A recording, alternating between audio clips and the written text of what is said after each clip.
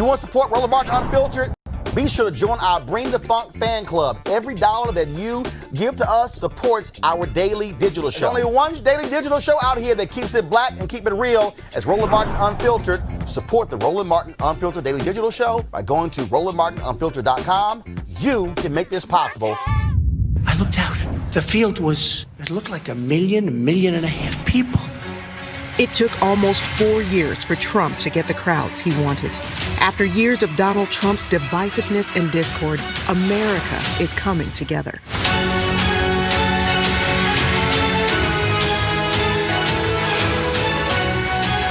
This year, we have a choice to make. America or Trump. Imagine how big the crowds will be when he's gone. A new day begins on November 3rd. Paid for by the Lincoln Project, which is responsible for the content of this advertising.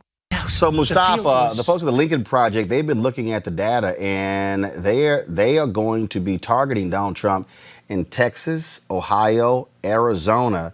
They believe, based upon current polling numbers, that he may have issues in those states. They're also targeting Iowa. They want to take out Senator Joni Ernst. And this is going to seriously help the Biden campaign when it comes to, in Democrats, if they're able to win the White House and recapture the Senate. Which is extremely important. We talk about it on the show consistently, hoping that people will actually get it. You know, that we can actually win in states that folks before labeled as purple or light red, whatever that means. But even though in the presidency, someone can win there, you've got to also be voting up and down the ticket. So that when we talk about addressing systemic racism, to do that means that we have to have systemic change. And that change comes through us engaging in the civic process, which then gives us the ability to affect, the development of legislation and the policies that come out of that, because then we're actually leveraging our power. And that's, how we actually build an infrastructure that will benefit all people. Kelly, this is one of the folks, John Weaver, who was with the Lincoln Project. This was the tweet that he sent out earlier today. Project Lincoln leadership had a strategy call this morning. After detailed analysis and deep dive of polling data, it's clear that Texas, Georgia, Iowa, and Ohio are in real play. Watch a unified front go after Donald Trump and his enablers in these states. I would hope so. We've had 4 years of the most inept, incompetent, straight up dumb president in the history of our nation. And hopefully those states and America overall is fed up and ready to vote him out of office. And with that comes his entire administration being voted out of office. So I hope that the polls are right. To quote Dr. Fauci, I'm cautiously optimistic regarding November's election, because we kind of went through the same thing regarding Clinton and Trump. Obviously, the circumstances weren't exactly the same. It is actually, sadly, far worse than it was back then, and the stakes are much higher now. So That being said, I hope, and am cautiously optimistic that these circumstances actually prompt Americans to vote and to create the change that we seek. All right, folks, back to our Roland Martin Unfiltered video in just one moment.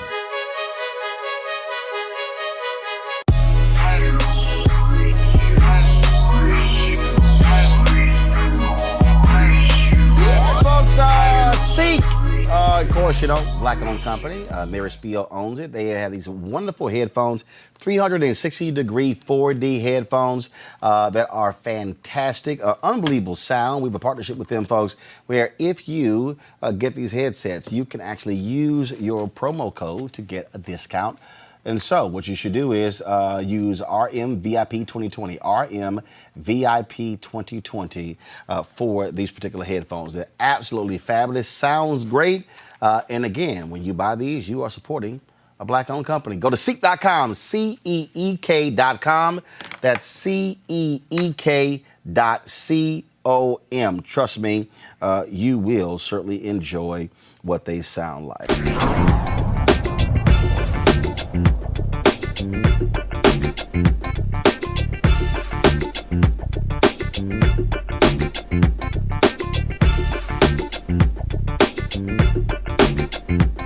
You want to support Roland Martin Unfiltered? Be sure to join our Bring the Funk fan club. Every dollar that you give to us supports our daily digital show. There's only one daily digital show out here that keeps it black and keep it real as Roland Martin Unfiltered. Support the Roland Martin Unfiltered daily digital show by going to RolandMartinUnfiltered.com. Our goal is to get 20,000 of our fans contributing $50 each for the whole year. You can make this possible. RolandMartinUnfiltered.com.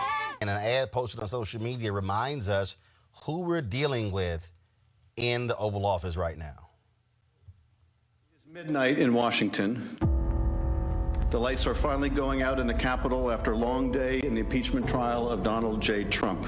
You can't trust this president to do the right thing, not for 1 minute, not for one election, not for the sake of our country. You just can't. Bing, bing, bong, bong. He will not change. and you know it.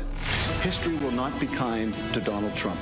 I think we all know that, not because it will be written by never-Trumpers, but because whenever we have departed from the values of our nation, we have come to regret it, and that regret is written all over the pages of our history. If you find that the House has proved its case and still vote to acquit, your name will be tied to his with a cord of steel and for all of history. He has betrayed our national security. He has compromised our elections, and he will do so again. You will not change him. You cannot constrain him.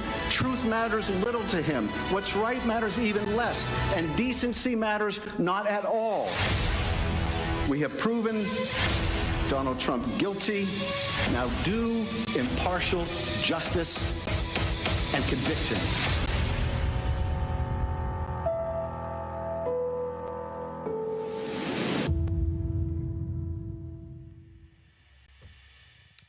While we air that, well, Donald Trump is actually suing local TV stations for airing ads such as that because he doesn't want the people to actually see and know what he's actually done. Every single night, we've got some of the top black experts. You're not going to see them on cable news or broadcast news because you swear black people aren't experts when it comes to this health crisis.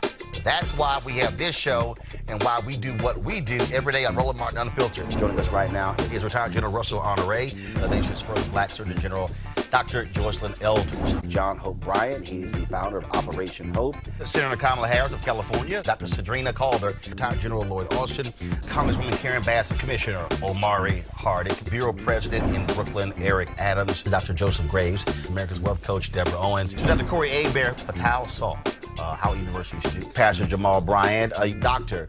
Christy McDowell, Benja Ajilore, senior economist at the Center for American Progress, Gilda Daniels, again, author of the book, The Crisis of Voter Suppression in America. 4 stars, General Kip Ward, Dr. Oliver Brooks is president of the National Medical Association, president of the American Medical Association, Dr. Patrice Harris, Joby Benjamin, Dr. Alexia Gaffney, infectious disease specialist, Dr. Georges Benjamin, executive director of the American Public Health Association, Malcolm Nance, family medicine physician, Dr. Jen Caudle, Dr. Tashaka Cunningham, a molecular biologist, Kat Stafford. She's a national race and ethnicity reporter for the Associated Press. Dr. Wayne A.I. Frederick, who is the president of Howard University, Congresswoman Yvette Clarke from the state of New York, William Springs, AFL-CIO economist, Andrea James, executive director of the National Council for Incarcerated and Formerly Incarcerated Women and Girls. All right, let's go to Capitol Hill. Congressman Gregory Meeks, Congresswoman Eddie Bernice Johnson of Texas, Congresswoman Barbara Lee, Minnesota Senator Amy Klobuchar, mental health clinician Jamie Singletary, Prince George's County State's Attorney Aisha Brayboy, as well as Dylan Hayrie, ACLU Justice Division strategist. Dr. Cindy Duke,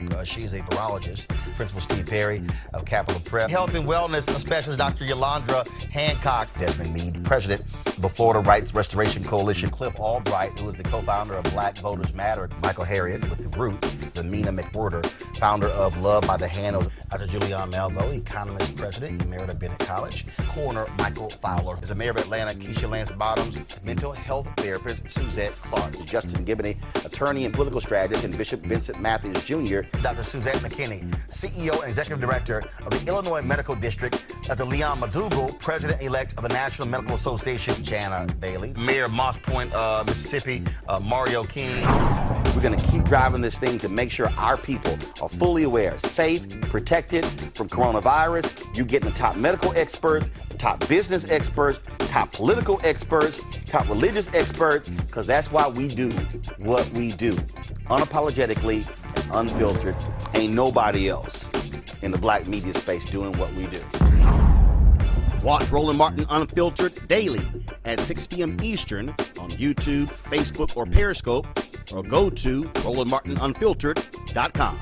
Support the Roland Martin Unfiltered Daily Digital Show by going to RolandMartinUnfiltered.com. Our goal is to get 20,000 of our fans contributing $50 each for the whole year. You can make this possible. RolandMartinUnfiltered.com. You want to support Roland Martin Unfiltered? Be sure to join our Bring the Funk fan club. Every dollar that you give to us supports our daily digital show. There's only one daily digital show out here that keeps it black and keep it real as Roland Martin Unfiltered. Support the Roland Martin Unfiltered Daily Digital Show by going to RolandMartinUnfiltered.com.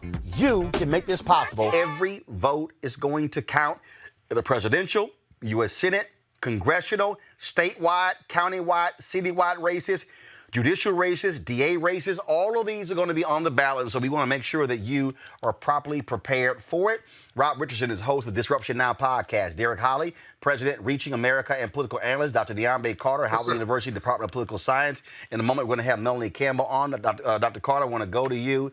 Again, what we're talking about here is being fully prepared because we see the games that have been going on. Remember, in Ohio, this white guy took it all the way to the Supreme Court, and the conservative Supreme Court ruled that Ohio could indeed purge folks from the rolls because he had not voted in several elections. And so somebody may think out there that, hey, I'm still registered. No, I keep saying, and I don't even try, I keep saying register every year so there are no excuses.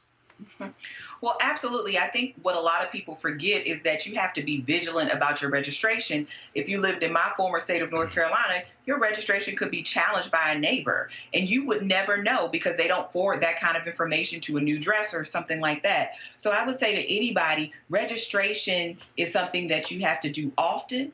And it never hurts, double check it, triple check it. As you said, in most places, you can go to your state board of elections online, on your phone, anywhere, to double check to make sure, like you said, that all of your information is correct, that they have the right address.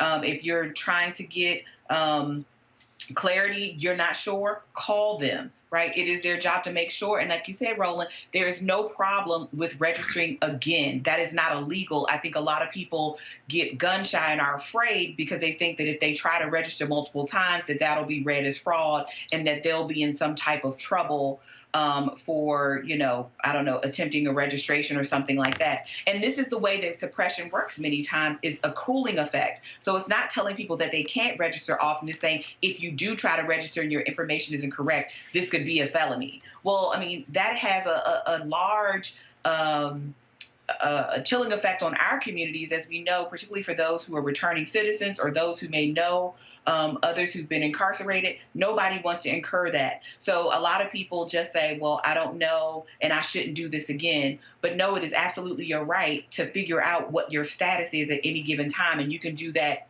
any day of the week you want to. Rob, you're there in Ohio, Rob. The case I'm referring to came out of Ohio. It went all the way to the Supreme Court.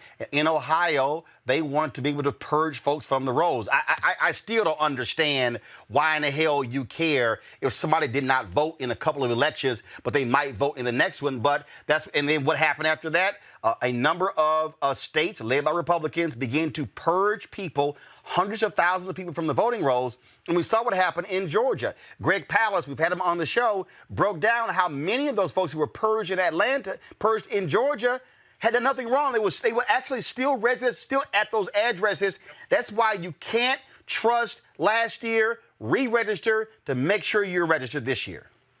Yeah, well, I can answer it to you. I can answer it very quickly why they're doing that. You have a party that has given up on trying to legislate. It's given up on trying to convince people. Instead, their whole focus is let's make up voter fraud. Voter fraud is a fraud. It does not exist. Essentially, you have a better chance of winning the lottery. So we can go out and win the lottery, and we have a better chance of doing that than getting away with voter fraud. It is made up. It's an attempt to have a talking point in order to suppress votes. But the only way to actually beat voter suppression is to great voter turnout. As you said, we have to be vigilant. We shouldn't have to be.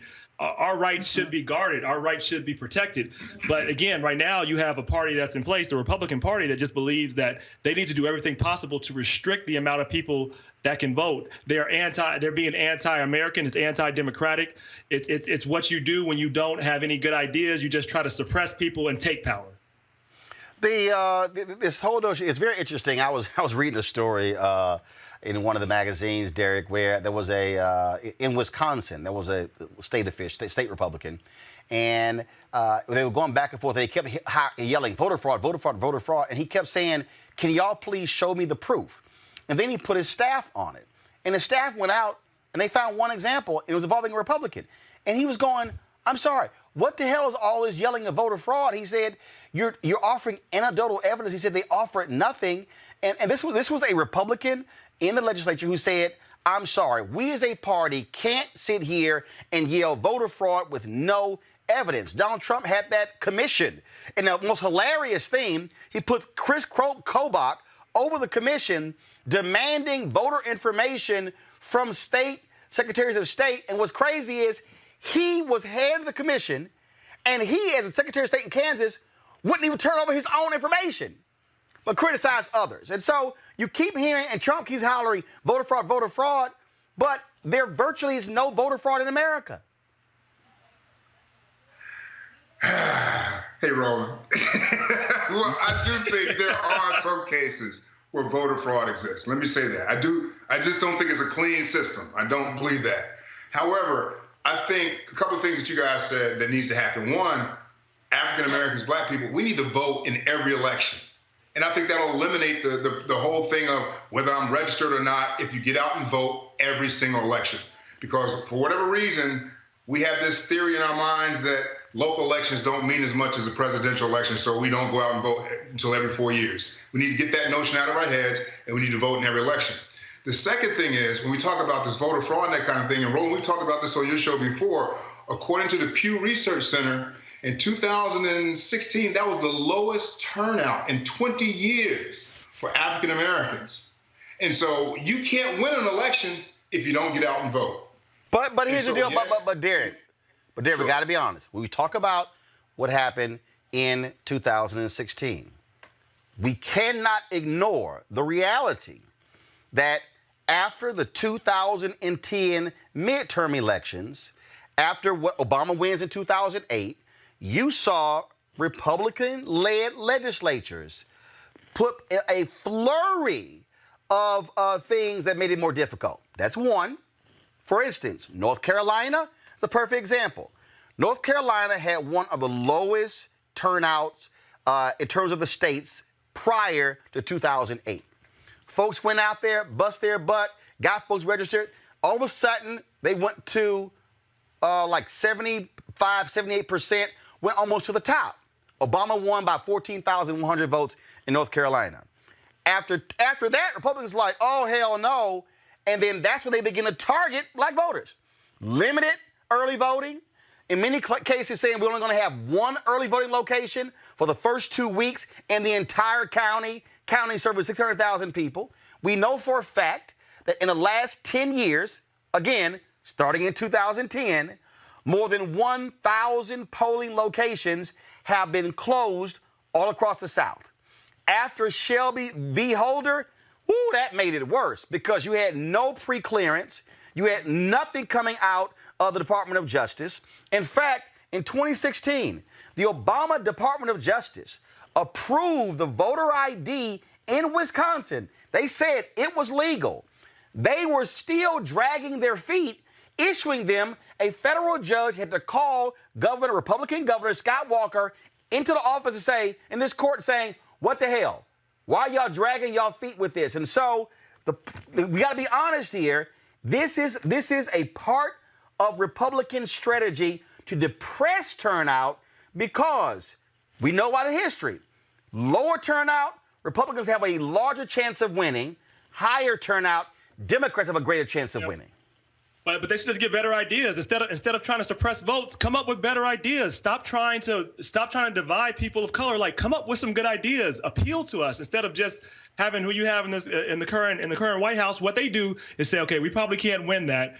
We know we can't win with the rhetoric we have now, so let's just try to figure out how to get them not to vote, make it harder for them to vote, purge them from the rolls. Like, I agree with what Derek says. We should vote more often, but we ought to have leaders that don't try to suppress votes either. We need both to happen. Like, we need responsible leaders, and we need leaders that are trying to bring forth good ideas, that are not just trying to divide people, that are not being anti-American. If we're all in this together, we're all supposed to be American. Why are you trying to take away the right to vote? Why are you making it harder to vote? I mean, you're doing that because you don't believe in the power of your own ideas. It's weakness.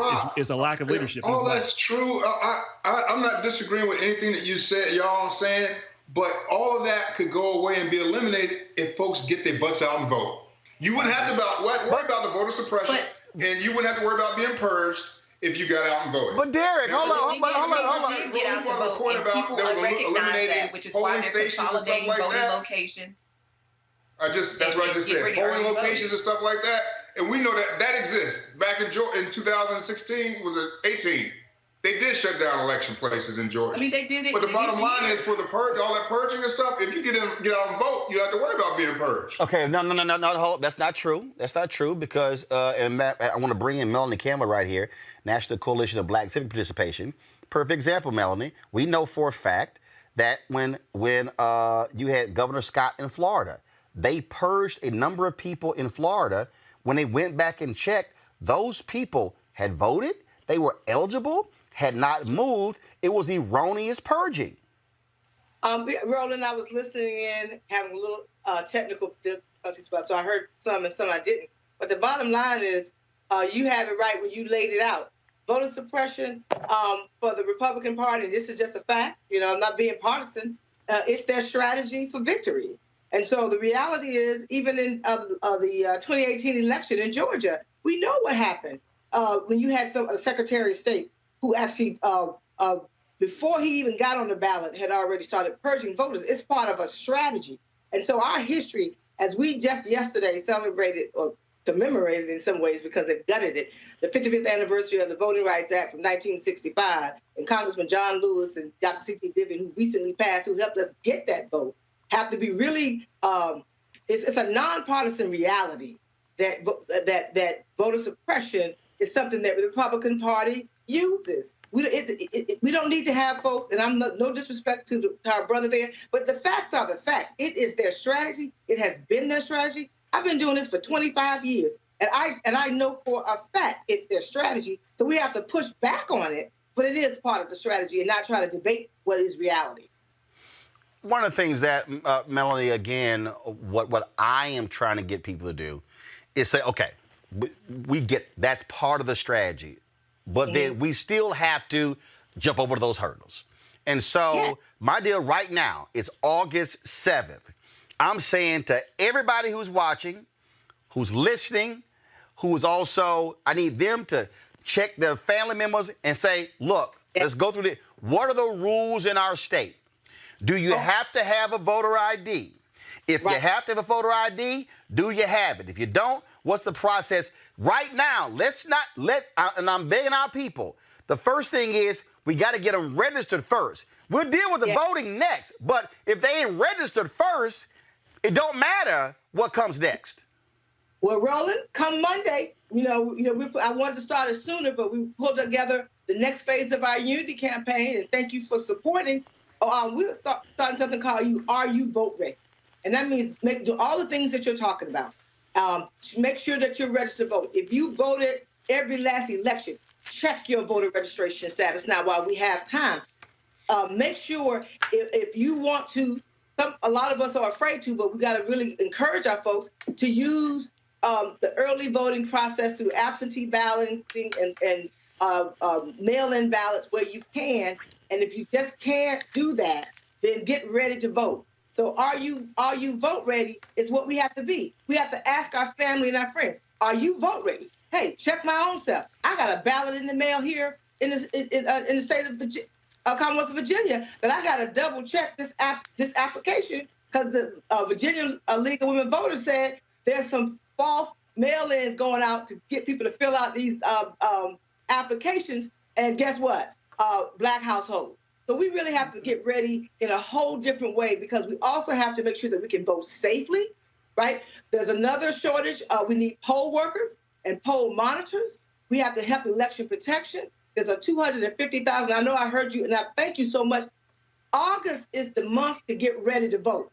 So Monday we'll be launching this with several of our national organizations working together and our state leaders across the state, across the country, and asking everybody just take care of your household, take care of your friends and your neighbors, and we're going to turn out, and I think we still can overperform, if you will, for this election, because we already know what's at stake. Our lives are at stake. Our children's lives are at stake. And so we have to be vote ready. So we say, are you ready to vote? And if you're not, get ready. And so when we talk about, again, that idea of being, are you vote ready? I mean, it's and I need people to understand, Melody, is that just because you might have a relative who's in Mississippi and you live in Virginia or you live in North Carolina or you live in Missouri, it doesn't mean what applies in your state applies in their state. Exactly. And that's why we partnered with vote.org and Power the Polls.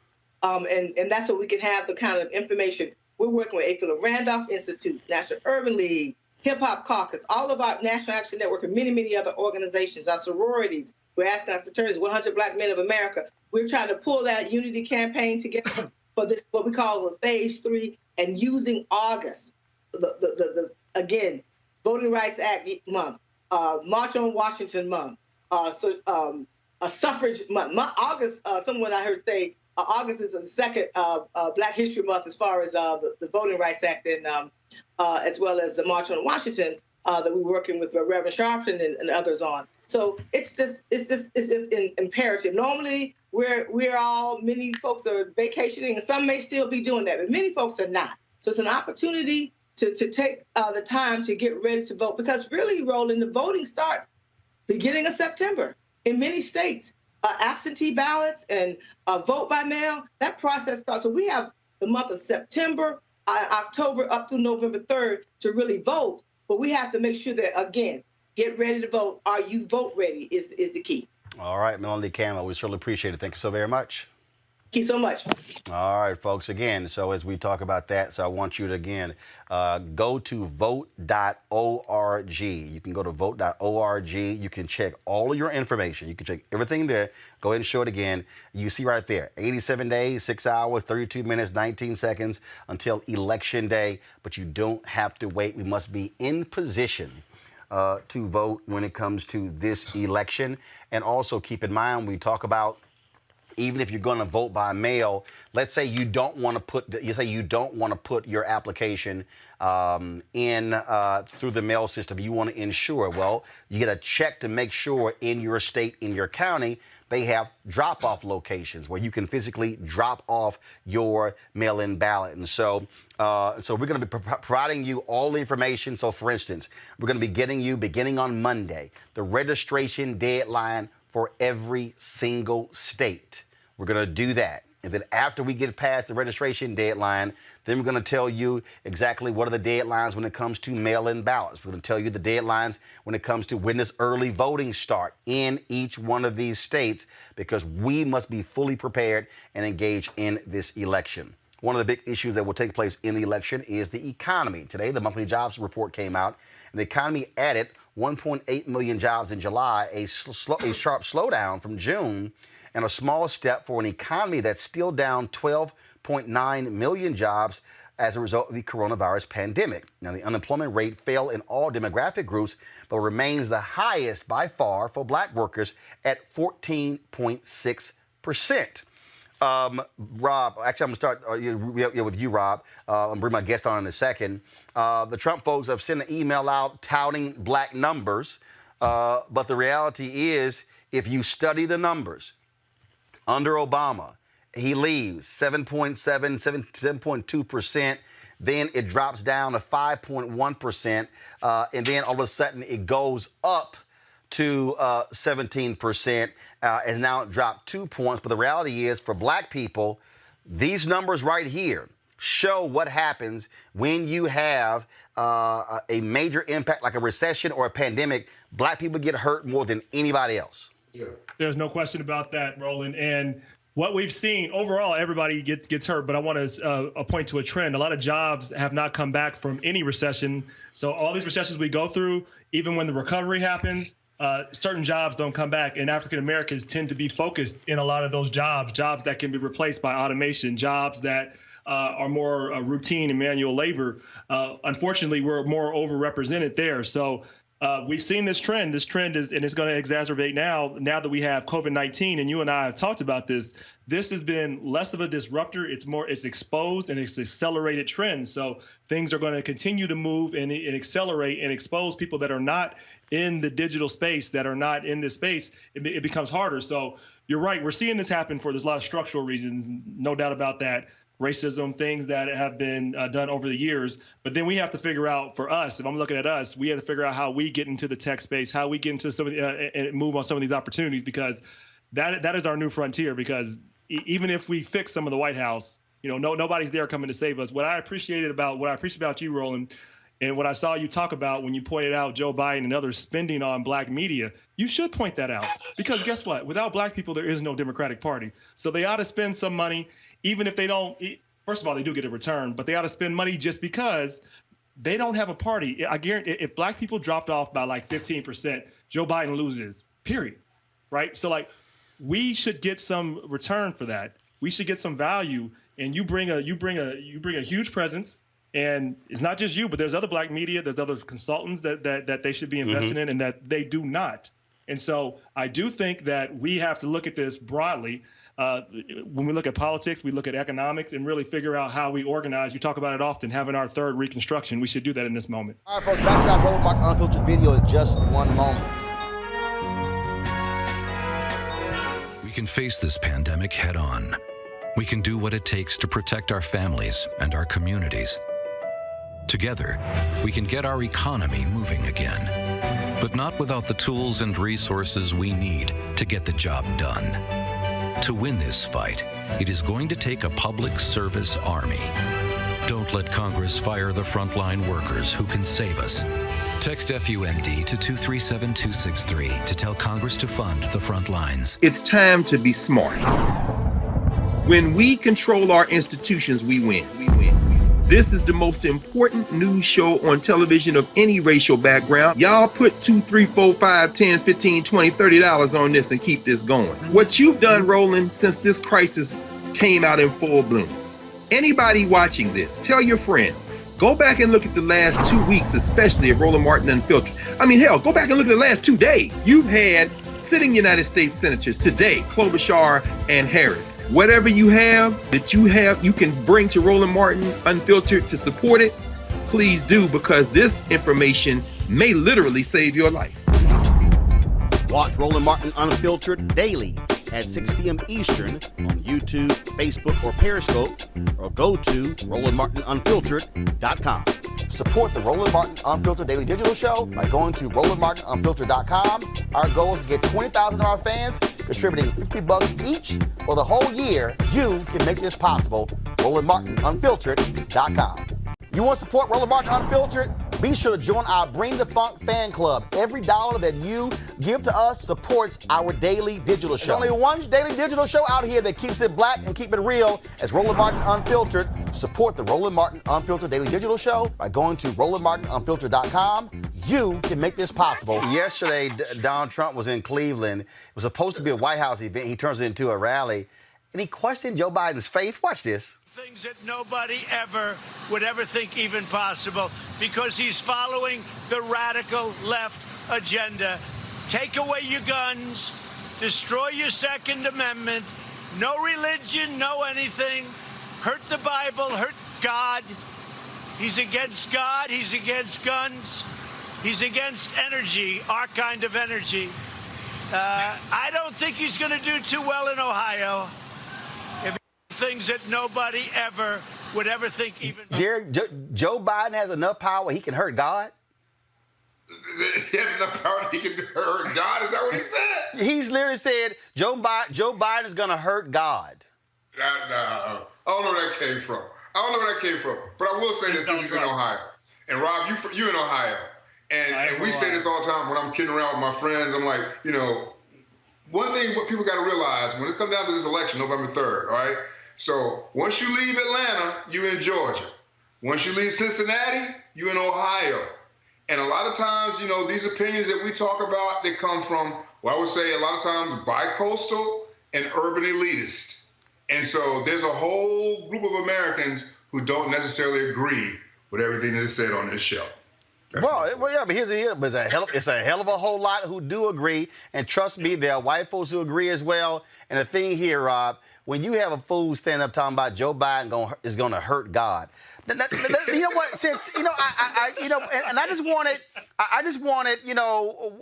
while we were playing that, I just want to remind y'all of this. Talking about how it's your favorite book, and you said, I think last night in Iowa, some people are surprised that you say that. I'm wondering what one or two of your most favorite Bible verses are and why. I wouldn't want to get into it because to me that's very personal. You know, when I talk about the Bible, it's very personal, so I don't want to get into verses. I don't want to get into. There's no verse that means a lot to you that you think about or cite? The Bible means a lot to me, but I don't want to get into specifics. Even to cite a verse that you like? No, I don't want to do that. You're an Old Testament guy or a New Testament guy? Probably equal. I think it's just an incredible, the whole Bible is an incredible, I joke very much so. They always hold up the Art of the Deal. I say my second favorite book of all time. But I just think the Bible is just something very special. Okay. You mentioned the Bible. You've been talking. He didn't have no Bible verse. Neon, but he literally said, Old Testament, New Testament. Oh, probably equal. Yeah, he has no acquaintance with that Bible, so I don't even know why he is perpetrating that fraud. But I will also have people remember, and I will always say this, you can believe whatever you want, right? That's part of the Constitution. You can follow whatever religion you want, but the state does not have the right to establish said religion. And I think we have to always keep that in mind, that the framers that we like to pull out every time we want to talk about something, were very cautious of religion, in particular state-run religion or state-promoted religion. So we should always keep that in mind when we're talking about leaders and their faith, right? That there is a separation between those two things, and there ought to be, in the framers' minds at least. And I think for many people who are non-religious or who are non-Christian, right, that we don't actually want that to be a thing. And Donald Trump is about as religious as a box of hair. I just got robbed, but I got to play this one last one for you. And Derek, this is still so special for somebody who just loves and adores the Bible so much that they can't even talk about their favorite verse. This is probably why. Ask some of the folks, because I hear this is a major theme right here, but 2 Corinthians, right? 2 Corinthians 3:17, that's the whole ball game. Where the Spirit of the Lord, right? Where the Spirit of the Lord is, Anthony, there is liberty. And here there is Liberty College, but Liberty University, but it is so true. You know, when you think, and that's really... Is that the one? Is that the one you like? I think that's the one you like, because I loved it. And it's so representative of what's taken place. But we are going to protect Christianity. And if you look what's going on throughout the world, you look at Syria. Ask some of the folks, because I hear this is a major theme right here, but 2 Corinthians, right? 2 Corinthians 3:17, that's the whole ball game. Rob, he literally told somebody, find me a Bible verse that got liberty in it. And this fool went up there and said 2 Corinthians. There's no church I've ever been to where they've ever said, brothers and sisters, could you please turn to 2 Corinthians chapter 3, verse 17. There's one Roland, the Trump of Trump. You know, that's his. He's got his own church apparently. Maybe he's going to start Trump Church after this, because if you want to protect Christianity, you need to get rid of Donald Trump. He's the biggest threat to Christianity we've ever seen. And this is what I want to say for all these folks that are Bible-toting, that are just behind Donald Trump, and they don't care that he's cheated on his wife. They don't care that he says he's assaulted women. They don't care that he cusses all the time. That tells me they don't care about everything they say that they do. So I don't want to hear it when there's a Democratic president. They're going to say, oh, my gosh, they don't have morality. Like, you back Donald Trump. You no longer have credibility in telling me something about your religion. And so, like, they are selling out to me, people that are backing this man and just ignoring his moral failings, because they are clear and present for anybody to see. And Republicans, every Republican that's not in power sees that and says that, that's not looking for something from him, almost says that. People that don't have to depend on him. So he is actually doing more damage to Christianity, because people are saying, look, I'm a Christian, but I can see if people are like, if that's a Christian, that's something I don't want to be. If you're saying if that's the religion that he's following, like, I don't see what anything he stands for, locking up children, putting them away, having no empathy, having no sympathy. Like, none of those things align with the Bible. The Bible is about grace. The Bible is about love. Nobody in their right mind would use those words to describe Trump. You wouldn't use grace. You wouldn't use love. You would use none of those things if we're being honest about it. But instead, this tells me they have a higher value.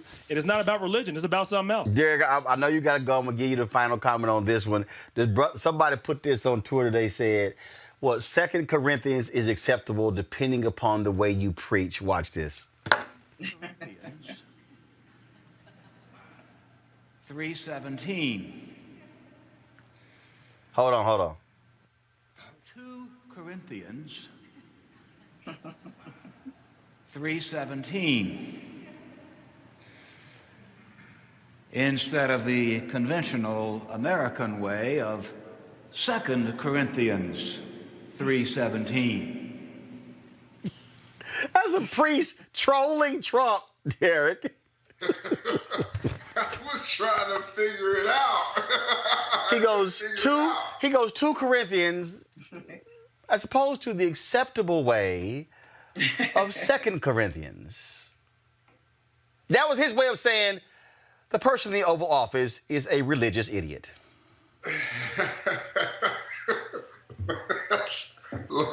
All this is that there are many interpretations of the Bible. No.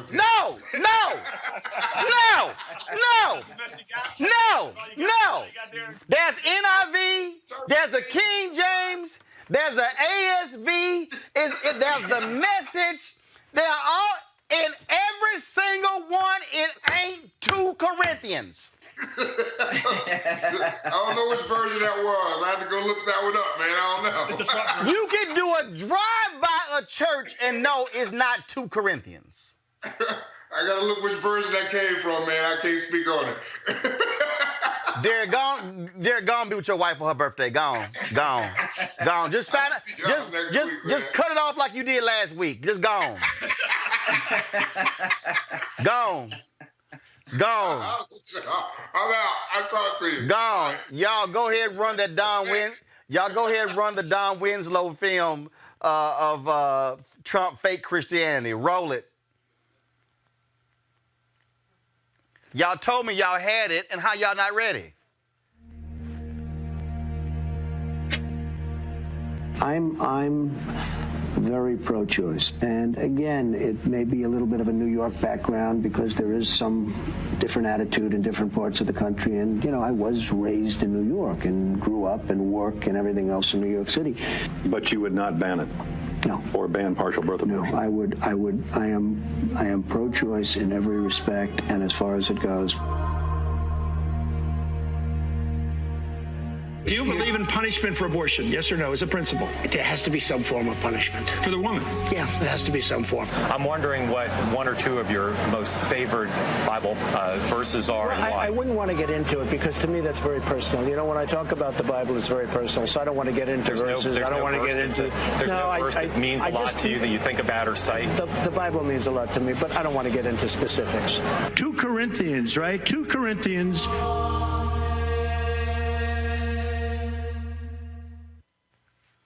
Y'all, Trump is a fake Christian. I mean, that hashtag is on the money right there, Dr. Carter. He a fake Christian. That little stunt he pulled, he didn't even know how to hold the Bible. This is how he looked. He just got an old used version. Anybody who has held the Bible, who hold it above their head, does not go... No, they hold the Bible. They know how to hold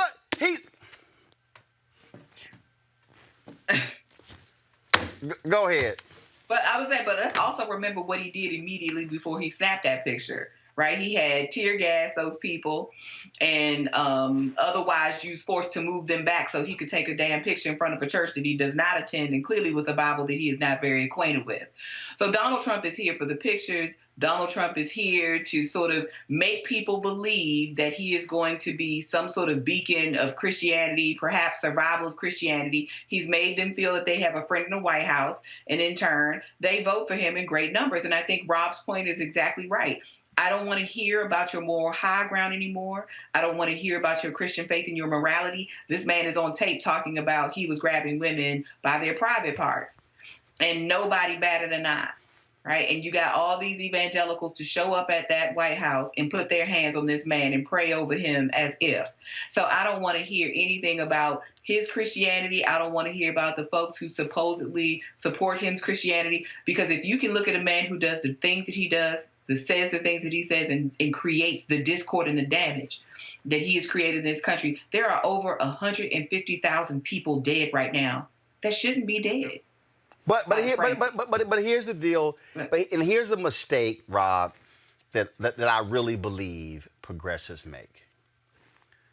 What progressives do, and I saw a segment earlier where Matt Schlapp was questioning Joe Biden's faith against Donald Brazile. And what he did was he only framed the issue of faith and politics within the prism of abortion. Yep. Angela Stanton tried that with me on Twitter the other day, and I just straight up just demolished her ass. Yep. And I said, because she was like, you're supporting a man who wants to fund Planned Parenthood. I'm supporting a man who's protecting the innocent unborn and who wants to defund Planned Parenthood. I said, I'm sorry. Are you also supporting the same man who wanted to cut the food subsidies to the poor? Last I checked, that's also what the Bible talks about. I said, are you also supporting the man who actually had the children of folks who crossed the border snatched out of their hands, removed from them, sent those kids to other families, did not document what happened to those children? I said, is that also the Christian way of life? I said, if y'all want to have a discussion about Trump policies and Christianity, we can have that conversation. See, I have long said white right-wing conservatives and a few black folks who vote with them, they only want to define faith as two things: being against abortion and being against gay folk. That's the only two issues. They don't want to have a discussion about Christianity and about caring for the needy. They don't want to have a conversation about housing and the homeless and the poor. I said, how can you, Angela Stanton, support a man and you use Christianity as the basis of it when he wants to get rid of the Affordable Care Act, which is health care?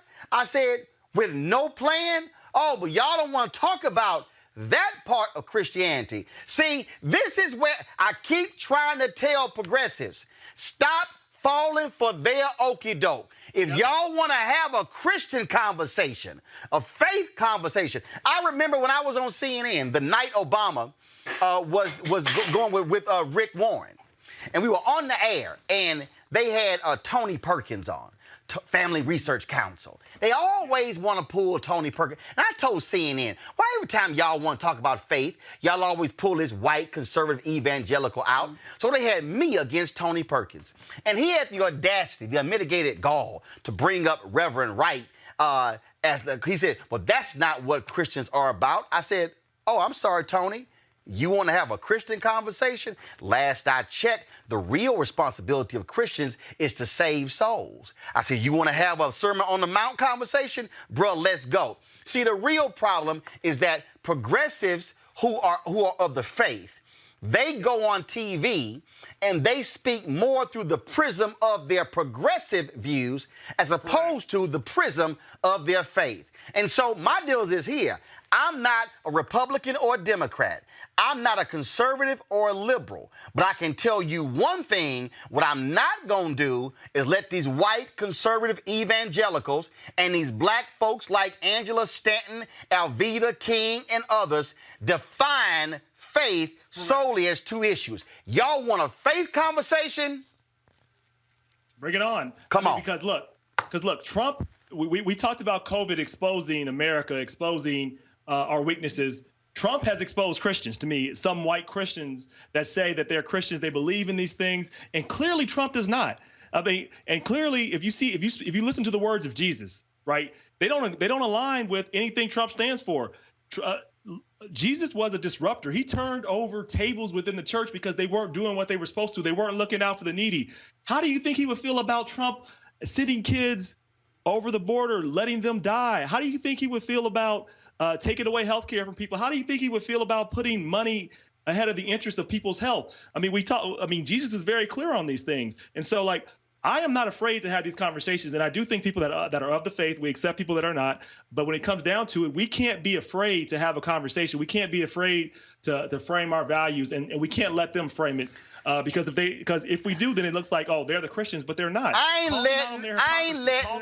ain't letting no white conservative evangelical talk to me about Trump when that man wouldn't even admit to paying off porn stars.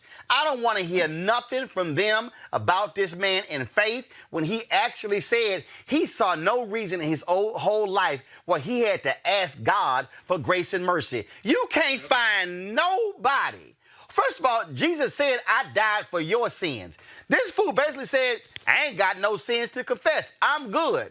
Y'all, he's a fake Christian. Let me be as clear as possible. White conservative evangelicals don't give a damn about the Bible. They don't care about faith. What they care about are tax cuts. What they care about are right-wing federal judges. They don't care about civil rights. They don't care about human rights. And when Matt Schlapp sits there on Fox News talking about what it means to be a Catholic, did Matt Schlapp forget the fact that the Catholic Church also vehemently opposes the death penalty? Who was the one who reinstated the federal death penalty? Donald Trump. But I thought y'all pro-life. So why'd you reinstate the federal death penalty? Dr. Carter, that's what I keep telling progressives. Stop punking out and letting somebody question your faith. Well, I mean, look, I think it's hard because I think, like you said, the two big issues that people always talk about are abortion or No, not people. No. White conservative evangelicals talk about those two. We all participate in it because we have limited the conversation to faith of that. But we let them limit it. Also goes to this larger issue, though, that people aren't ideologically consistent, right? I say I'm pro-life, but what I really mean is I only care about people having the right to be born. I don't really care about their life once they are born. I certainly don't have responsibility to other people, right? So when we talk about condemning people to the death penalty, that's perfectly fine if I'm a pro-lifer in some cases, right? I don't care about SNAP assistance, right? I don't care about children having somewhere safe to live or having regular access to food, having access to adequate education, all the things that would actually support life, right? Environmental cleanliness, right? I don't care about any of those things. Because the issue is not about Christianity, bottom line. The issue is about using whatever pull you have to forestall conversation. Because the minute you say, I'm a Christian, particularly to somebody who's not a Christian, right, who can't go Bible verse to Bible verse with you, it makes it very difficult to have a conversation because now I have to question your faith. And usually for many people, even Americans, it's a non-starter. And I think that's a very easy way to forestall any debate or conversation. You say, oh, it's my religious conviction. Well, if I happen to not share that conviction or that tradition, then we can't actually have a conversation and you can go on being the bigot that you've always been. And sit, back to that Roland Martin Unfiltered video in just one moment. We can face this pandemic head on. We can do what it takes to protect our families and our communities. Together, we can get our economy moving again, but not without the tools and resources we need to get the job done. To win this fight, it is going to take a public service army. Don't let Congress fire the frontline workers who can save us. Text FUMD to 237263 to tell Congress to fund the front lines. It's time to be smart. When we control our institutions, we win. This is the most important news show on television of any racial background. Y'all put $2, $3, $4, $5, $10, $15, $20, $30 on this and keep this going. What you've done, Roland, since this crisis came out in full bloom. Anybody watching this, tell your friends. Go back and look at the last 2 weeks, especially of Roland Martin Unfiltered. I mean, hell, go back and look at the last 2 days. You've had sitting United States senators today, Klobuchar and Harris. Whatever you have, you can bring to Roland Martin Unfiltered to support it, please do, because this information may literally save your life. Watch Roland Martin Unfiltered daily at 6 p.m. Eastern on YouTube, Facebook, or Periscope, or go to RolandMartinUnfiltered.com. Support the Roland Martin Unfiltered Daily Digital Show by going to RolandMartinUnfiltered.com. Our goal is to get 20,000 of our fans contributing $50 each for the whole year. You can make this possible. RolandMartinUnfiltered.com. You want to support Roland Martin Unfiltered? Be sure to join our Bring the Funk fan club. Every dollar that you give to us supports our daily digital show. There's only one daily digital show out here that keeps it black and keep it real. As Roland Martin Unfiltered. Support the Roland Martin Unfiltered Daily Digital Show by going to RolandMartinUnfiltered.com. You can make this possible. Well, we talk about the issue of voting. Of course, that also deals with what's going to be happening with COVID-19 and mail-in voting. Last week, a letter was sent to Donald Trump and signed by 6 members of Congress addressing his continued attacks on mail-in voting. It reads in part, "We write today in response to your continued attacks on vote by mail, the American public's best opportunity to safely participate in the upcoming November elections. Over 4.3 million Americans have been diagnosed with COVID-19, and tragically, nearly 150,000 have died as a result of complications from the virus. While we all hope this crisis will subside quickly, the scientific uncertainty surrounding it necessitates that we take action now to prepare for the safe administration of elections in November in the event that it does not. As President of the United States, you should be ensuring all states, territories, and the District of Columbia have the election administration infrastructure they need so all Americans may exercise their constitutional right to vote without fear of contracting the virus." In a moment, we're going to be joined by Michigan Congresswoman Brenda Lawrence, who is leading this charge. But here's the deal that we also have to deal with. So, yes, we want people to be able to get registered. We want them to be able to get out there and vote. The problem is that you have certain cutoff periods, Robert, where even in states where it's allowed, a lot of ballots are being thrown out if they're not received by a certain period. I'm going to bring the story up in just a second.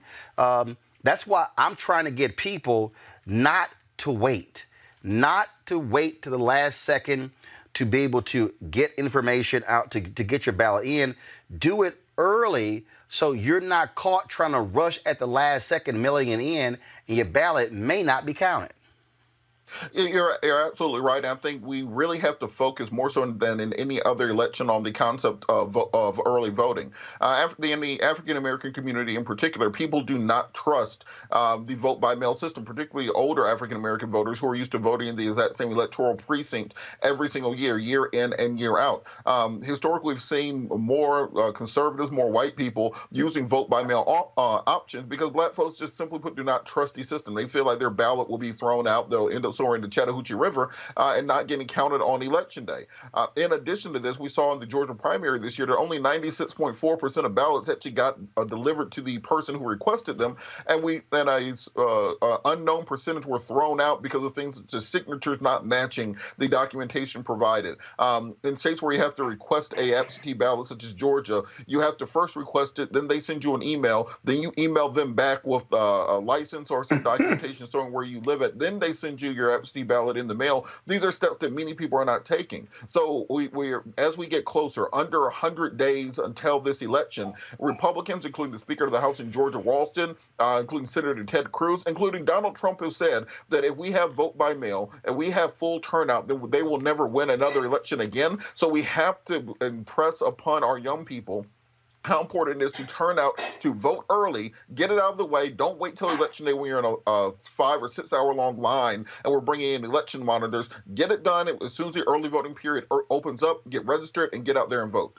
The thing I'm sitting here looking at, this is a headline of a piece in the Washington Post. Scott, Trump just told us how mail delays could help him corrupt the election. Greg Sargent wrote this piece. And this is what he said. Here's an additional reason for alarm that needs more attention. The impact of those delays could be dramatically exacerbated by state laws that invalidate ballots that are mailed before Election Day but arrive after Election Day.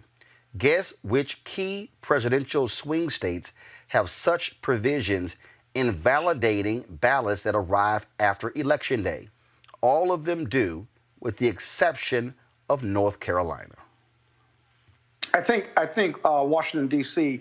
is different, but I'll take his report for what it's worth. Again, the voter suppression piece with a race-neutral reason with a negative racial impact. It's the only way that they can win. But don't get caught up in just that. When Attorney General Barr and the president tell you that the greatest threat to the election and voting and mail-in voting is that some foreign country, this is a quote, some foreign country could stuff the ballot box with fake ballots, and we don't know where they come from, and they could jack up, essentially, the election results in each state. Now, the last time we heard him say something like that was, Russia, come find the email, Hillary Clinton's emails, and they did. Sounds like a 2020 invitation to me for corruption from some foreign country, even if they manufacture the threat. And then lastly, we know that the mail-in ballot system is not only safe and secure, but it hurts Republicans too, not just Democrats, because if you look at some of these state races and the governors who are promoting, these are Republican governors promoting, and Secretary of State promoting mail-in voting because of the coronavirus. It's a mixed message, and I can tell you many congressmen at the state level and at the federal level and the senators are very concerned about this mixed message because it hurts them too. That's the thing, Julian, when you begin to look at this whole process here, and we talk about what's going on, and it's the same thing when it comes to the census. Mm-hmm. We have to use our black platforms to tell our people and arm them with information, and that's the phrase "information is power," and that's the problem. Look, your gossip sites, your entertainment sites, they aren't focused on this, and so that's why my whole deal is, if you're going to vote by mail, get your request in now for your ballot. And when it arrives and when that window opens, fill it out, sign it, follow everything. Make sure your name is right, your signature is right, everything is right, and then mail it in so it's not invalidated. You know, that's the most important thing, Roland, is for people to get on it early. The rules change state by state, but if you don't know what the rules are, call your Board of Elections. You can do that. Or go online and get the information from the Board of Elections. If you must do an in-person ballot, make sure you know where your polling place is, because many places have cut back the number of in-person voting just because of the coronavirus.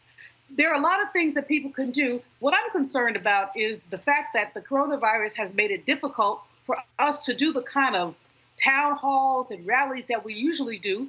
Our churches are probably going to be closed until, who knows. But usually we have, good preachers will encourage people to vote, and, many people will follow their minister's lead. So this is the most important election we have ever seen. And people say that every 4 years, Julianne, but this is really true. Yeah, but Julianne, we've got to get better at doing this virtually. This is our new reality. And a lot of black people and brown people who are poor and disenfranchised cannot operate or function virtually because they don't have the systems. But the people that do have the systems, we've got to get them motivated and engaged on the virtual level, and then have them do outreach to those who are not engaged and who are disconnected. It's going to take a lot of work. And with Donald Trump polling 10% below, it's a real challenge. I want to bring in Congresswoman Brennan Lawrence right now. Congresswoman, I'm looking at this story here from NPR, which said during the primary, some 65,000 absentee or mail-in ballots were rejected because they arrived past the deadline. And this story says those who use mail-in voting for the first time, especially young Black and Latino voters, are more likely to have their ballots rejected because of errors, according to Charles Stewart, a political scientist at the Massachusetts Institute of Technology who studies election administration. You, in that letter y'all sent to Trump, make the point about it needs to be a clear and safe process. But this is going to be an issue that there has to be a massive education issues if people are going to be voting by mail and not going in person. You're absolutely right, and that's why we sent the letter. There are so many glitches and issues with this vote by mail. We must do it because it's our democracy. the coronavirus created this. We did not sit on the sideline and say, oh, let's vote by mail. We think we can win that way. That's not the case. We're voting by mail because we don't have another option, and we must protect our democracy. Few people know, Roland, I worked for the Postal Service for 30 years. I moved up from a letter carrier up to a mid-manager and have a district-level job in the Postal Service. And I'm one of the few that are walking the halls of Congress as a member of Congress after working in the post office. I know exactly the game that they're playing, because now the Postmaster General is saying no overtime. Well, if you have mail and it's time for you to go, just leave it on the floor.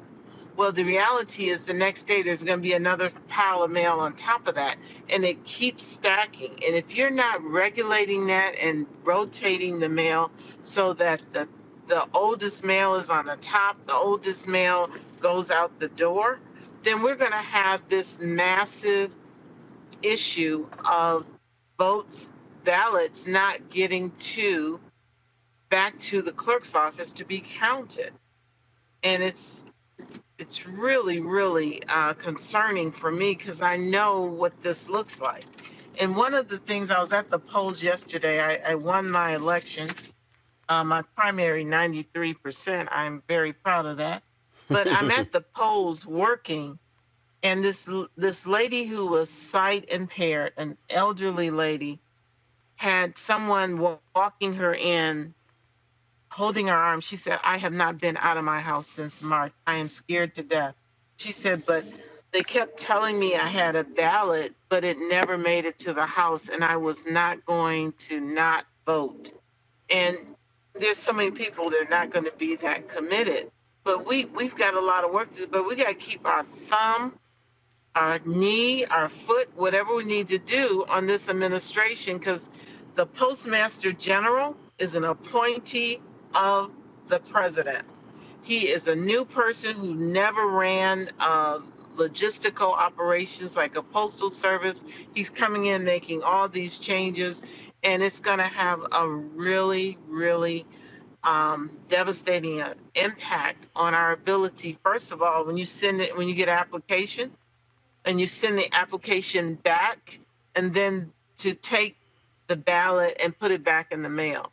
I made a point of telling constituents throughout the campaign, do not mail your ballot back in. Take it to the clerk's office. You don't need to interact with anyone. I know in Michigan, there's a drop box or a container that you could just drop your ballot in. You didn't have to interact with any people, so you're safe. But we're going to have to do major education. Well, again, that's going to be key, and that's also why you're going to have to, these campaigns. Look, the Biden campaign, DCCC, DSCC, all of the Democratic Governors Association, all of these different groups, even the labor unions and others, they're going to have to be able to put the resources there to be able to drive this messaging. And it has to be extremely targeted, targeting deadlines, targeting dates, all those different things. And it has to be a constant drumbeat so people are aware of what's going on. You know how we used to say, take your souls to the polls? We're going to have to do some modification and say, can we pick up your ballot? If you can't, we would pick people up to take them to the polls. We might have to pick up ballots and drop them off in the box. But you don't want too many people doing that, because then that gets to be messy. But we got to figure out a way to get those polls and get the ballots to those voting clerk's office so they can be counted. And that's our biggest challenge right now, counting those ballots. All right, then. Congresswoman Brenda Lawrence, we certainly appreciate it. Thanks a lot. Thank you. Be blessed. All right, folks, back to our Roland Martin Unfiltered video in just one moment. It's time to be smart. When we control our institutions, we win. This is the most important news show on television of any racial background. Y'all put $2, $3, $4, $5, $10, $15, $20, $30 on this and keep this going. What you've done, Roland, since this crisis came out in full bloom. Anybody watching this, tell your friends. Go back and look at the last 2 weeks, especially of Roland Martin Unfiltered. I mean, hell, go back and look at the last 2 days. You've had sitting United States senators today, Klobuchar and Harris. Whatever you have you can bring to Roland Martin Unfiltered to support it, please do, because this information may literally save your life. Watch Roland Martin Unfiltered daily at 6 p.m. Eastern on YouTube, Facebook, or Periscope, or go to RolandMartinUnfiltered.com. Support the Roland Martin Unfiltered Daily Digital Show by going to RolandMartinUnfiltered.com. Our goal is to get 20,000 of our fans contributing $50 each for the whole year. You can make this possible. RolandMartinUnfiltered.com. You want to support Roland Martin Unfiltered? Be sure to join our Bring the Funk fan club. Every dollar that you give to us supports our daily digital show. There's only one daily digital show out here that keeps it black and keep it real as Roland Martin Unfiltered. Support the Roland Martin Unfiltered Daily Digital Show by going to RolandMartinUnfiltered.com. You can make this possible. Donald Trump literally said he has done more for black Americans than any other president in history. He said possibly even including Abraham Lincoln. Jonathan Swan asked him, Joseph, about President Lyndon Baines Johnson and the Civil Rights Act. And Trump goes, how did that turn out? It actually turned out well. It was the Public Accommodations Act. So when you hear him say he has done more for black Americans than any president in history, what do you say? I mean, I actually think it's pretty sad because quietly as it's kept, he really did have the opportunity to do a lot of good things for black America, and he simply watched the piss go by, or in some cases said that there were many fine people on both sides. So, I mean, I think the hard truth is that I think most people of color know that when it comes to the administration, there is what is tangential, what has been done when it comes to the First Step Act and when it comes to opportunity zones. But words do matter. They certainly matter when they come from the leader of the free world. And I think that the things that happen in between the legislation also have an impact on how history views you and how you're able to make an impact on society and communities of color. And so I think that when you weigh those things side by side, there are many things that have happened that make black Republicans cringe, that make black Americans terrified. And the fact that even in this interview, you can't even find 3 nice words to string together about John Lewis, a man who literally had his head beaten in so that people that look like us could have freedom and justice in this country. I think it speaks volumes for why, as much as you'll have certain Republicans who say that President Trump is going to get 30% of the African-American vote, it is more realistic that he will probably get less than, because there is no emotional connectivity or trust that exists right now, no matter how many times they run ads about Alice Johnson being freed from prison. Melik, I'm trying to understand something here. Here we go to my iPad. You know, Trump loves to tout the black unemployment rate. And if you look at this chart right here, which breaks it down, the black unemployment rate reached a high in March of 2010 of 19.3%. This was following, of course, the worst economic calamity in America since the Great Depression. That took place under Republican President George W. Bush. Then all of a sudden, you see the black unemployment rate, again, peaking here, then all of a sudden going down, down, down, down, down, down, down, down, down. And then we get to February 2017. We get to February 2017, and that really is the last really full month, if you will, for President Obama, for the last full month. Actually, if you take the January 2017, it was 7.2%, 7.2%, okay? So then all of a sudden, so 19.3 to 7.2, that's a drop of 11.1 points. So Trump comes in at 7.2, it goes down to, under him, 5.1. We go here, then all of a sudden, it starts going up and going up and going up. And right now, we're at 15.4. So he claims that how he's done so many things for black people economically, but then he mentions First Step Act. When you hear Donald Trump say he's done more for black Americans than any other president in history, do you say, wow, he's telling the truth? Or do you say, man, stop lying? I think that's a rhetorical flourish that Donald Trump likes to use, and many Republicans as well. When you look at, and what we have to have this conversation. Is it true or false? Well, I don't think that that's true at all, but I think that people have different metrics that they use to gauge what that is. So what's his metric?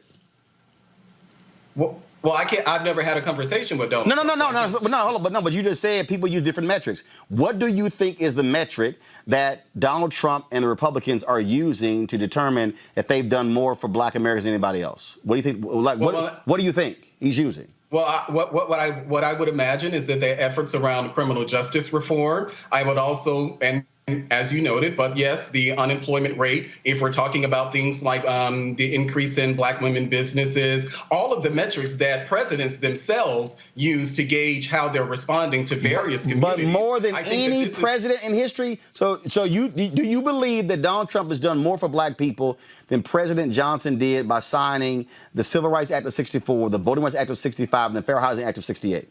And also the creation of Head Start, the poverty programs, and all those initiatives. Do you think Trump has done more for Black Americans than what LBJ did? Well, I don't think that, for me, I wouldn't frame it as a conversation as any president doing more, because I. But he did. But he said that. So I'm asking you. Yeah. I mean, even when Jonathan Swan asked him about President Johnson, Trump said yes. Do you believe that Donald Trump has done more for Black Americans than what President Lyndon Baines Johnson did? Well, I don't think that you really can compare the impact of what happened during the civil rights era. But he does. To anything that's Donald Trump. But I'm no. I'm asking you to give me an actual answer. Do you believe? I told you, and we initially started the conversation, I said, no, that's not something that I agree with. You literally asked me that, and I answered it flat-footed. No, I don't believe that. Then you asked me. Right, because he said all these metrics. He said all these metrics, and I'm not trying to understand what the metrics are. Because, I mean, if you look at the metrics. And so what your question it's like two of them. Well, Malik, what do you think that Republicans of Donald Trump are talking about? You're not asking me what I think. You're asking me to think what Republicans and Donald Trump think. Aren't you? Hold up. Aren't you a Republican? Aren't you a Republican? Aren't you a Republican? To answer your question again, no, I don't think. Melik, are you a Republican? Has been more impactful than Lyndon Baines Johnson. No, I do not believe that. But you don't have anyone on the show who's pushing that. This is an argument, I guess, that you want to have. No. Actually, no, it's not an argument I want to have. I'll say it again. No. I just find it interesting. I don't believe it. I just find it interesting, Kelly, to listen to this dude throw this out. I had to smack Herschel Walker's son the other day on Twitter, who said that Donald Trump has provided more job opportunities for minorities than any other president in history, and that's just a flat-out lie. And again, these are the lies they toss out, and he tosses this stuff out. He's just lying. Kelly? I mean, but he's been doing that for the past 5 years now, and I don't anticipate that changing anytime soon. When he talks about the things that he has done for Black people and people of color, with the exception of giving HBCUs money that they already deserve and letting people out of prison that weren't supposed to be there in the first place, I struggle to find a point of agreement that he's done anything for this Black person specifically, let alone the rest of my people. So I don't really take what he says seriously anymore. I used to back in 2016 when, being the president actually had weight in this country. But now it is really a president who cried wolf every single day. And then not only is he crying wolf, he's trying to prove that the wolf is there. He's not just crying about, he's like, look at this. Here's a wolf. And it's like, Microsoft Publisher pieces of paper with big old chunks of pie graphs and bar charts that say absolutely nothing. So I don't take anything I don't take anything that our president says seriously, because I don't know if he takes himself seriously. Truly, because nothing out of his mouth for the past 5 years has made sense in any context, let alone what he's done for Black people. Folks, can I just say, Joseph, go ahead. Joseph, wait 1 second, Malik. Malik, hold on. Joseph, then Malik. Joseph. Yeah, I mean, just quickly here. I mean, I think the reality is that I think what you're talking about, Roland, is true. But I think there is a little kernel of truth buried in what the president says, because of the simple fact that my entire adult life and parts of my youth, I mean, we sat here begging and pleading to have black men and women released from prison for crimes they had no business being in prison for. And so the notion that we would actually basically ignore that piece of landmark legislation, I think, is disingenuous. We wouldn't ignore it from anybody else. First of all, wait. Hold up. Factually correct. We've never ignored it on this show. And what we also haven't ignored is that we haven't ignored that that Republicans blocked the legislation under Obama. And we also haven't ignored that initially, Trump only wanted to do prison reform. When the bill went from the House to the Senate, Dick Durbin and also Chuck Grassley, Harris, and Booker said, no, this ain't good enough. And it actually became a criminal justice reform bill in the Senate, and that's the one that got signed. But initially, Jeff Sessions was fighting it, and I had personal conversations with Jared Kushner on this. And so that's what you had. But go right ahead, finish your point. So we haven't ignored it on this show. No. Yeah, I think the crux of the matter is that the legislation got passed the same way every other legislation gets passed. You have amendments, that you have people that fight for additional things. But what ends up hurting this, and I think, again, what the real untold story is what could have been for the Trump administration. This is an individual who, whether you hate him or love him, has a certain level of clout with a robust portion of Americans that do not want to wrestle with the vestiges of our lesser angel. He could uniquely talk about the issues that have affected George Floyd and so many people of color. He has chosen not to. He could uniquely be willing to bridge the divide in this time of COVID-19 when it comes to perhaps the death of somebody like Congressman Lewis. He has chosen not to. And so I think, to me, the greater tragedy is to not necessarily say that what he is talking about is so unfounded, but the fact that there was actually a possibility that it could have been true had he only accepted the challenge. And so I think that, to me, that is kind of the silver lining, or the unfortunate outcome that too often gets ignored or lost in the flourishes. I'll say this here before, Malik, you make your final point, and I got to go to a break. I'm sending a text to somebody else right now, is that actually, if you even say, has he done more than a Republican president? Richard Nixon actually did more when you look at the programs that Bob Brown put in place. Oh, yeah, that's what I'm saying. I mean, the numbers don't lie. But, Malik, go ahead with the final point. Yeah, I just wanted to say that I think what we should all acknowledge is that there's a macro and a micro discussion when we're talking about things that impact the Black community. We know as a fact that the things that directly impact us happen on the local and state level. At the presidential level, they're more macro things. So they're things like health care, the Obamacare, or Trump's criminal justice reform bill. They're things that each president comes in and they maybe add new ideas for themselves, or they piggyback on things that the previous administration did. We saw that with Barack Obama and George Bush. We see that now with Donald Trump and Barack Obama. But Trump wants to drop the Affordable Care Act. I'm sorry? But Trump wants to drop the Affordable Care Act. I think the Republicans, and I was listening to the news, I think it was on yesterday, is that this was going to be a focus. I think that the Republicans... Malik, that's a lie. Man, that's a lie. Trump, we ran an ad just the other day. Trump actually said 2 weeks ago he was going to sign a new health care plan by July. Just Monday in news conference, he says, I'm going to sign it in 2 weeks. He lying. Mitch McConnell, Republicans came out and actually said there is no plan. We have not seen a plan. Nobody knows what the hell he's talking about. He's lying. Well, I'm thinking when I'm not just talking about Donald Trump, I'm talking about the Republican plan in general. There's no plan. The Republicans say there is no health care plan. They said it. Okay, so to start back where I was before you interrupted me, I had to give a factually correct. No, you're just cutting me off and not letting me. No, but you mentioned the continuation. You mentioned the continuation of the Affordable Care Act. Trump wants to end the Affordable Care Act.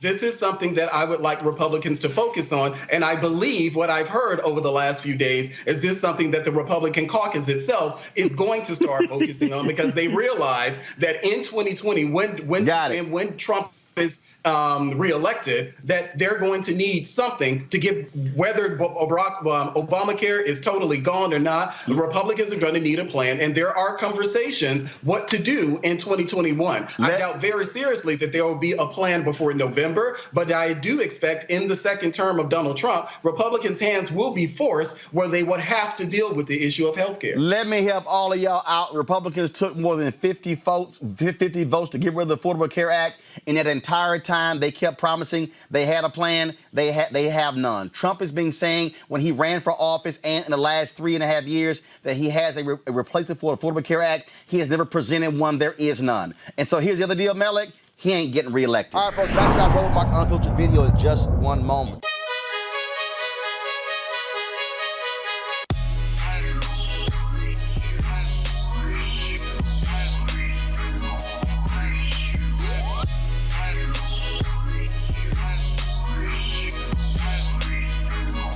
All right, folks, Seek.com is a black-owned company. They make these virtual reality headsets here. You can utilize it with their content on Seek.com. Mary Spio is a sister. She actually is the inventor of this, and so this is a great, I love the colors, black and gold, my frat colors, and also they have these great headphones, tremendous bass, 360-degree headphones, 4D as well. You can use this for gaming. You can attach a microphone to it. You can also do Bluetooth or do the power cord. And, of course, you can use this for phone conversations as well. The other day I was walking, a 2-mile walk, and so listen to music, but then had that conversation when people call my cell phone with these headphones. All you got to do is go to Seek.com, CEEK.com. Use this promo code RMVIP2020, RMVIP2020 for a discount for these products. And when you support them, you support Roland Martin Unfiltered. It's time to be smart. When we control our institutions, we win. This is the most important news show on television of any racial background. Y'all put $2, $3, $4, $5, $10, $15, $20, $30 on this and keep this going. What you've done, Roland, since this crisis came out in full bloom. Anybody watching this, tell your friends. Go back and look at the last 2 weeks, especially of Roland Martin Unfiltered. I mean, hell, go back and look at the last 2 days. You've had sitting United States senators today, Klobuchar and Harris. Whatever you have that you can bring to Roland Martin Unfiltered to support it, please do, because this information may literally save your life. Watch Roland Martin Unfiltered daily at 6 p.m. Eastern on YouTube, Facebook, or Periscope, or go to RolandMartinUnfiltered.com. Support the Roland Martin Unfiltered Daily Digital Show by going to RolandMartinUnfiltered.com. Our goal is to get 20,000 of our fans contributing $50 each for the whole year. You can make this possible. RolandMartinUnfiltered.com. You want to support Roland Martin Unfiltered? Be sure to join our Bring the Funk fan club. Every dollar that you give to us supports our daily digital show. There's only one daily digital show out here that keeps it black and keep it real as Roland Martin Unfiltered. Support the Roland Martin Unfiltered Daily Digital Show by going to RolandMartinUnfiltered.com. You can make this possible. Folks, Donald Trump has no clue what the hell he is doing, and folks who want to see him bounce out of the White House, they'll make it perfectly clear they're going to be aggressive and going after him. Over the weekend, a new batch of online ads making it perfectly clear about the incompetence of this administration was laid to bear. Watch this. I'm going to be working for you. I'm not going to have time to go play golf. Believe me. You may ask about the coronavirus, which is very well under control in our country. We all love golf. There are times to play and there are times that you can't play. It sends the wrong signal. When you're president, you sort of say, I'm going to sort of give it up for a couple of years. We're going to lose 75, 80 to 100,000 people. They're running into death. I see that with the doctors and the nurses. It's a beautiful thing to see.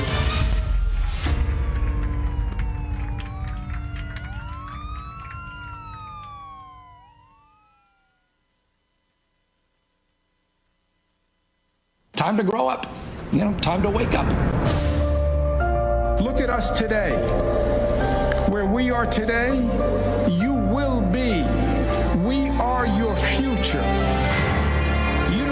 timeline. The virus makes the timeline. Coronavirus should not stop citizens from casting their ballots. There is a safe way to vote, and that is to vote by mail. We've got $400 million for elections. We need much more so that we can have more vote by mail. I think Democrats have to demand that vote by mail is in the next stimulus bill and make that a condition of supporting the bill. Making it easier for people to vote from home. At the state level, voters should be pushing for their state legislatures and their governors to do this. It has to actually start happening right now. I would not advise someone I love to go sit in a polling place for 10, 12 hours and come into contact with hundreds of people. In the middle of the pandemic, American voters are not going to be forced between their health or voting.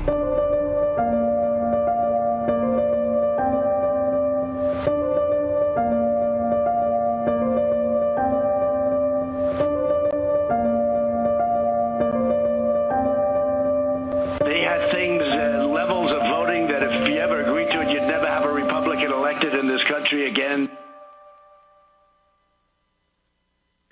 When we win on November 8th, we will be able to immediately repeal and replace Obamacare. My first day in office, I'm going to ask Congress to put a bill on my desk. I hope we're going to surprise you with a really good plan. You can end up with great health care for a fraction of the price, and that's going to take place immediately after we go in, okay? Immediately. On my first day, you're going to be very proud of what we put forth having to do with health care. I know that we're all going to make a deal on health care. That's such an easy one. Form a really great plan. You've been in office 3.5 years. You don't have a plan. Well, we haven't had... excuse me. You heard me yesterday.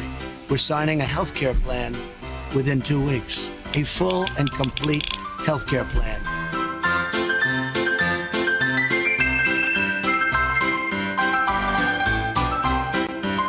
I've been saying this for a long time.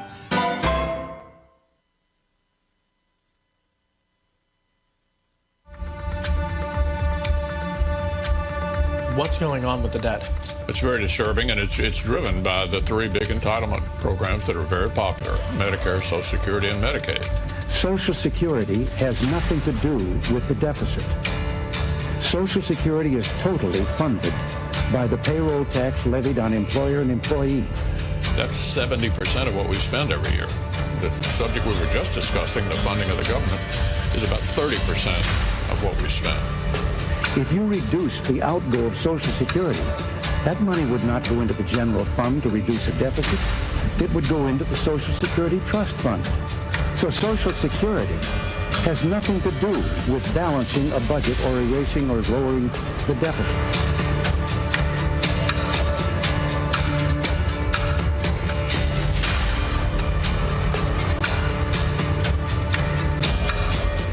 Don Winslow explains how it really works. To end chain migration, ending chain migration, chain migration, chain migration, chain migration. At the same time Donald Trump was spewing all this hate, he was using a high-powered lawyer and chain migration to bring his wife Melania's mother, father, and sister to the United States, where his money bought their citizenship. Citizenship was just awarded to Victor and my canals. Here's how it works. At the same time plagiarizing plastic First Lady Melania Trump had kids pulled from their cages for this staged photo op, her family was living lavishly in the United States under permanent resident status. But that's mainly just for rich white people. If you're Mexican, you don't get to live in a fancy New York apartment while you wait. Donald Trump makes you wait in a cage. The world's most successful liar couldn't have his future wife be in the United States illegally, so he spent the big bucks to get Melania an Einstein visa. Don't you think in any way that it's hypocritical that his wife got to stay in the country with an EB-1 visa, the so-called Einstein visa? Not at all, Stephen. Ano physics? Now, the EB-1 is reserved for immigrants with extraordinary ability. And when you think of extraordinary ability, you don't exactly think of Melania. But Trump didn't care. He just wanted it done. Meet Michael Wilds, the high-powered lawyer who helped secure U.S. citizenship for Melania Trump and her parents Victor and Amaya Knott, and a green card for her sister Ines. See, when Melania became a citizen in 2006, it gave her the right to sponsor her parents and sisters, hence the name chain migration.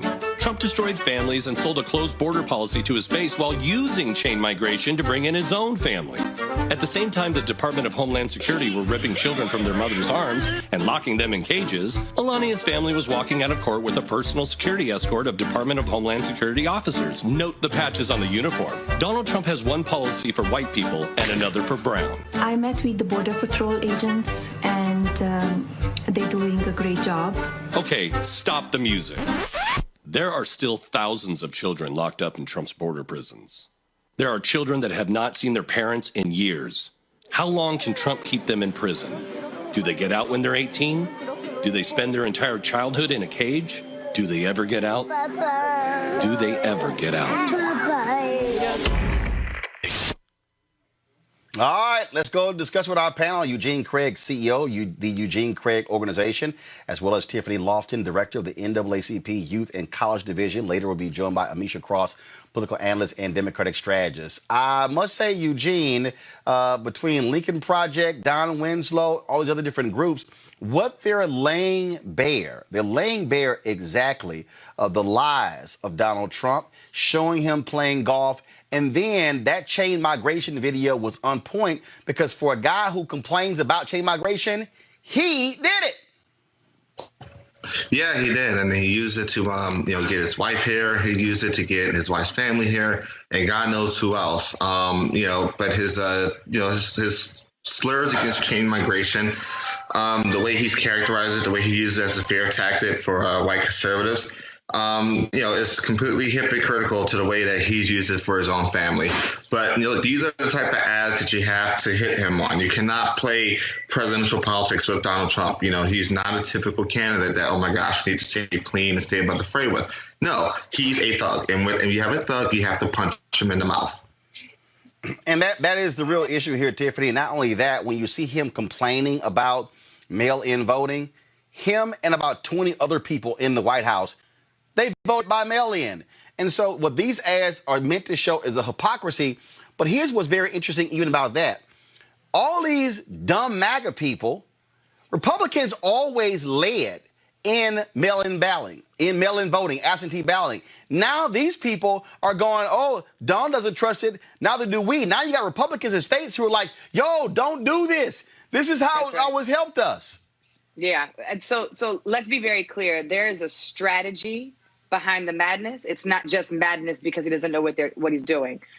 I am really hoping, Roland, that these videos, that these commercials not only help clarify the reason why folks would make the decisions that they're going to make in the polls on November 3rd, but it is our responsibility as Black folks to make sure that we share this with the other Black folks in our communities and the other white folks in neighboring communities so that they can understand the hypocrisy and the shame that comes out of the White House. I am most concerned that when we get videos like this, those videos are sent to audiences of people who are already on the side of justice, who are already on the side of understanding that politics should not be invaded by private corporation money, and are already on the side of Donald Trump is a racist. And so if we're going to actually move anything with these videos, it's not just us saying, yep, they're right. Yep, we understand. Yep, know about that. Yep, that's unfair. He did it. But making sure that we share that to his base and his audience, that's what's going to upset him, and that's what's going to scare and move the election. Well, the thing here, Eugene, is that I don't assume everybody who sees these videos already don't like Donald Trump. I think the way you keep pounding, you're reaching people on Twitter, on Instagram, on Facebook, on TikTok. People are sharing it. And so that's how you counter the nonsense coming from Donald Trump. Yeah, I agree 100% with you. It has to be a constant pounding, a constant reminder. I think the best thing that Donald Trump could have did to help Joe Biden's campaign was threaten to ban TikTok. You want to activate Gen Z, who's already, holding police accountable, holding their creepy family members accountable, holding governments accountable. You want to make sure they turn out and vote and cure their apathy. Go ahead and ban TikTok. Please do. Because, now they will have personally, at a very young age, been affected by the Donald Trump administration in a way that's very tangible to them. And so you want to make sure they turn out and vote. Yes, ban TikTok, ban their way of communicating, and watch you see the greatest turnout of young voters ever. And that is the key, because, again, if you have voters out there who are not getting their information, Tiffany, from traditional news outlets, they're not watching NBC, CBS, ABC, they're not watching cable news. I mean, look, I can tell you right here, when we launched this show, September 2018, we did a total of 9.3 million views the first month. Last month, we did 30 million views. And so you reach the ability to be able to reach a whole different audience. That's really why these videos are so powerful. And that's what I said earlier. We need to make sure that our responsibility is to share that and move that across our platforms on social media. Let me tell you something.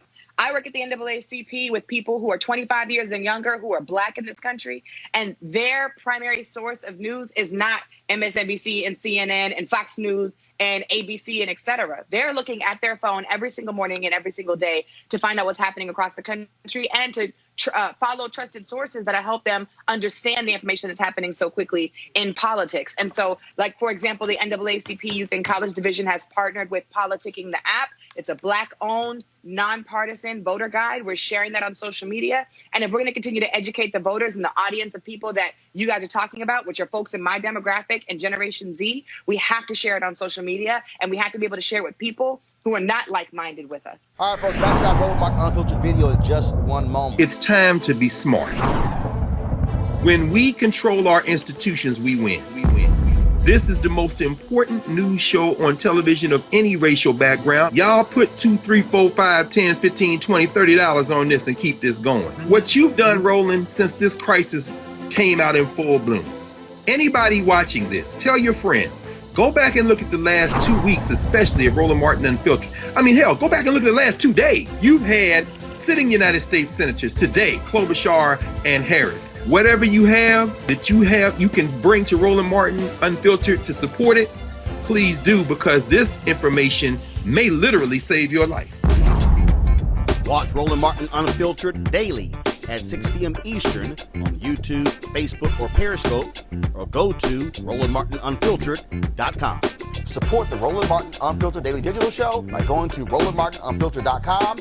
Our goal is to get 20,000 of our fans contributing $50 each for the whole year. You can make this possible. RolandMartinUnfiltered.com. You want to support Roland Martin Unfiltered? Be sure to join our Bring the Funk fan club. Every dollar that you give to us supports our daily digital show. There's only one daily digital show out here that keeps it black and keep it real. As Roland Martin Unfiltered. Support the Roland Martin Unfiltered Daily Digital Show by going to RolandMartinUnfiltered.com. You can make this possible. I'm going to play this video. Y'all, this was 4 years ago. This was 4 years ago. And I want you to listen to what I said 4 years ago, shortly after these idiots put Donald Trump in the White House.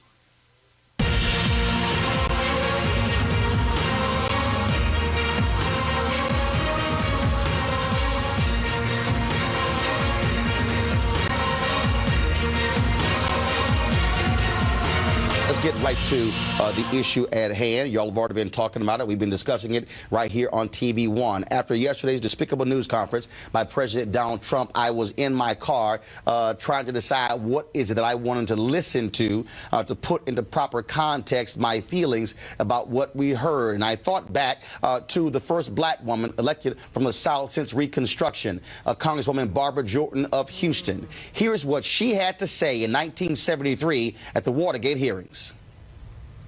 Earlier today, we heard the beginning of the preamble to the Constitution of the United States. We the people. It's a very eloquent beginning. But when that document was completed on the 17th of September in 1787, I was not included in that we the people. I felt somehow for many years that George Washington and Alexander Hamilton just left me out by mistake. But through the process of amendment, interpretation, and court decision, I have finally been included in we the people. Today, I am an inquisitor, and hyperbole would not be fictional and would not overstate the solemnness that I feel right now. My faith in the Constitution is whole, it is complete, And I am not going to sit here and be an idle spectator to the diminution, the subversion, the destruction of the Constitution.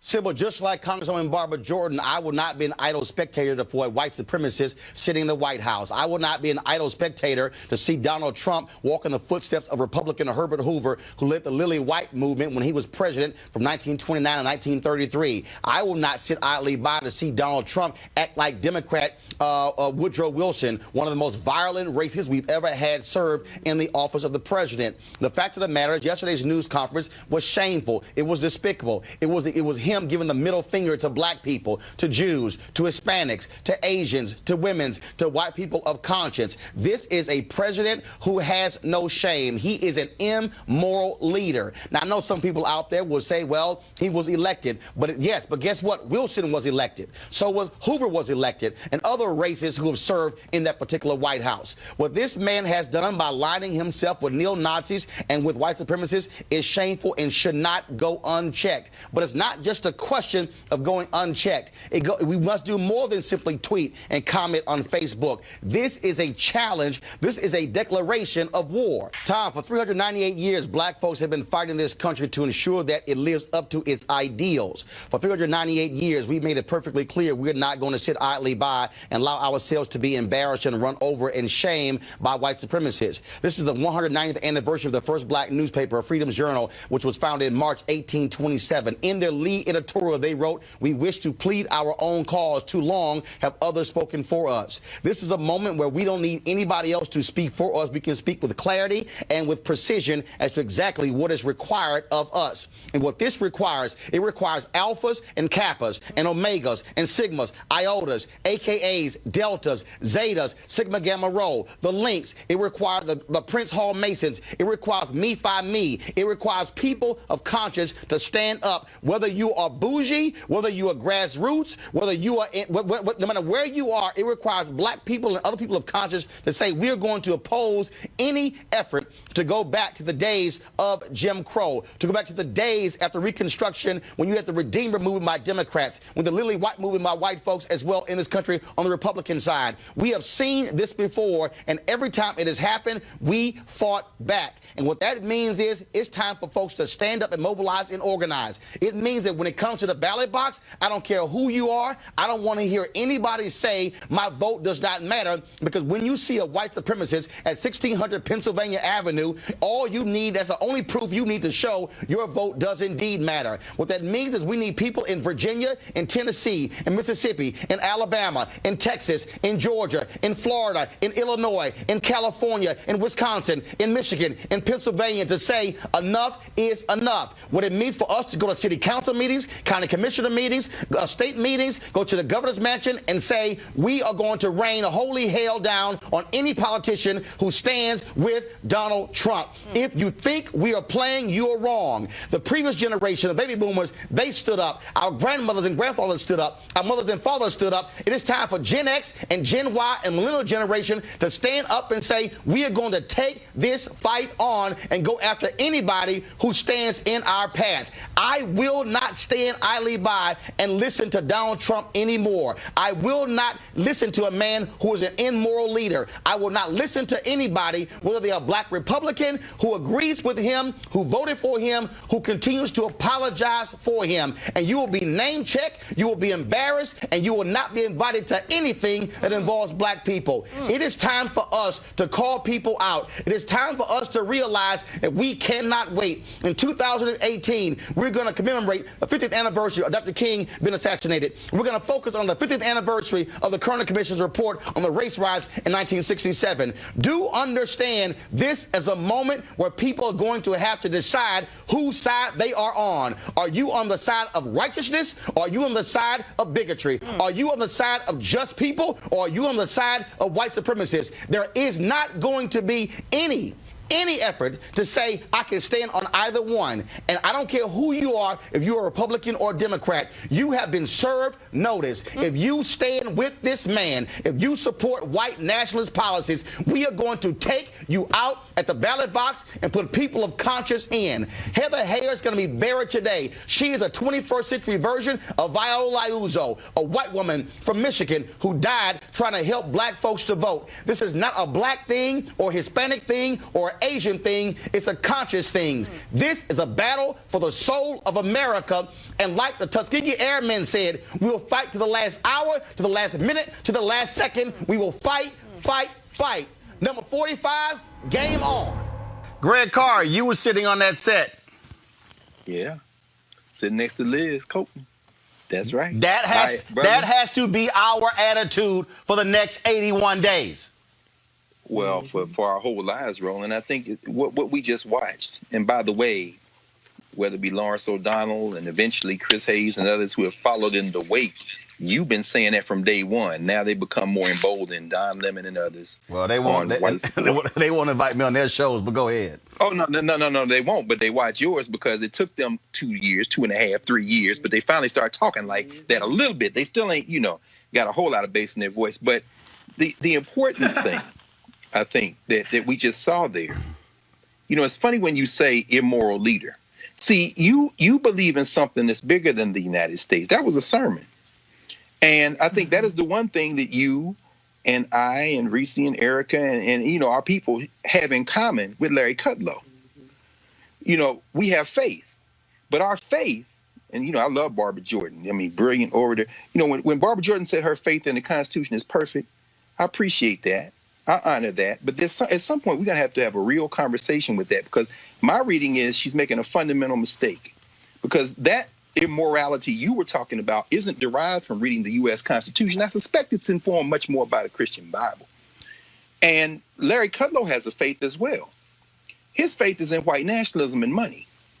And that's bigger than the United States. See, the United States, you got to think United States, that's why he says it's not our game. The United States is a game. It's a state. That means it doesn't have an anchor in a thing beyond itself. So when we go to biblical scripture and it says faith is the substance of things hoped for, the evidence of things not seen. Okay, the substance of things hoped for, that's that aspirational America that Barack Obama was talking about, that we thought once we got one person in is going to do something, which is why I did what you suggested. I went to vote.org. I checked. I voted a couple of months ago. I still went. I even kicked a little money into them. I'm going to vote for Biden Harris. And when they get inaugurated, I'm going to work like hell to bend them to the will of the people, because I don't care who's in office, because we got to understand our faith can't be in politics as the end, because when we understand Kudlow's faith is in money and white nationalism, so is Trump. Right. So is this little creature right here, Stephen Miller. This book just came out, Hate Monger.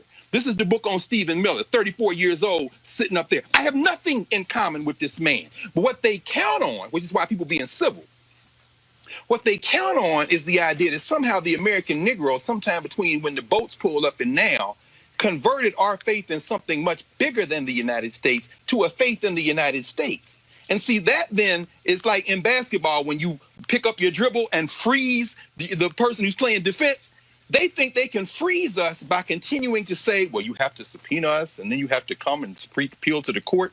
Meanwhile, they understand they don't give a damn about none of that. Their faith is in something else. Now, what they don't understand finally about us is that our faith was always in something else too. So even though Barbara Jordan can say her faith in the Constitution is perfect, trust me, her mom and them, her family and them, their faith was in something bigger than that. And woe be the day, white nationalists, when you wreck your little experiment, because you're going to find out that we never believed in the United States as the end all and be all. And once we become clear that you don't believe in it, we might actually make some progress, because we just tear this whole damn thing down. And that really is what we're talking about, because we are dealing with a man who will flout the law, who does not care.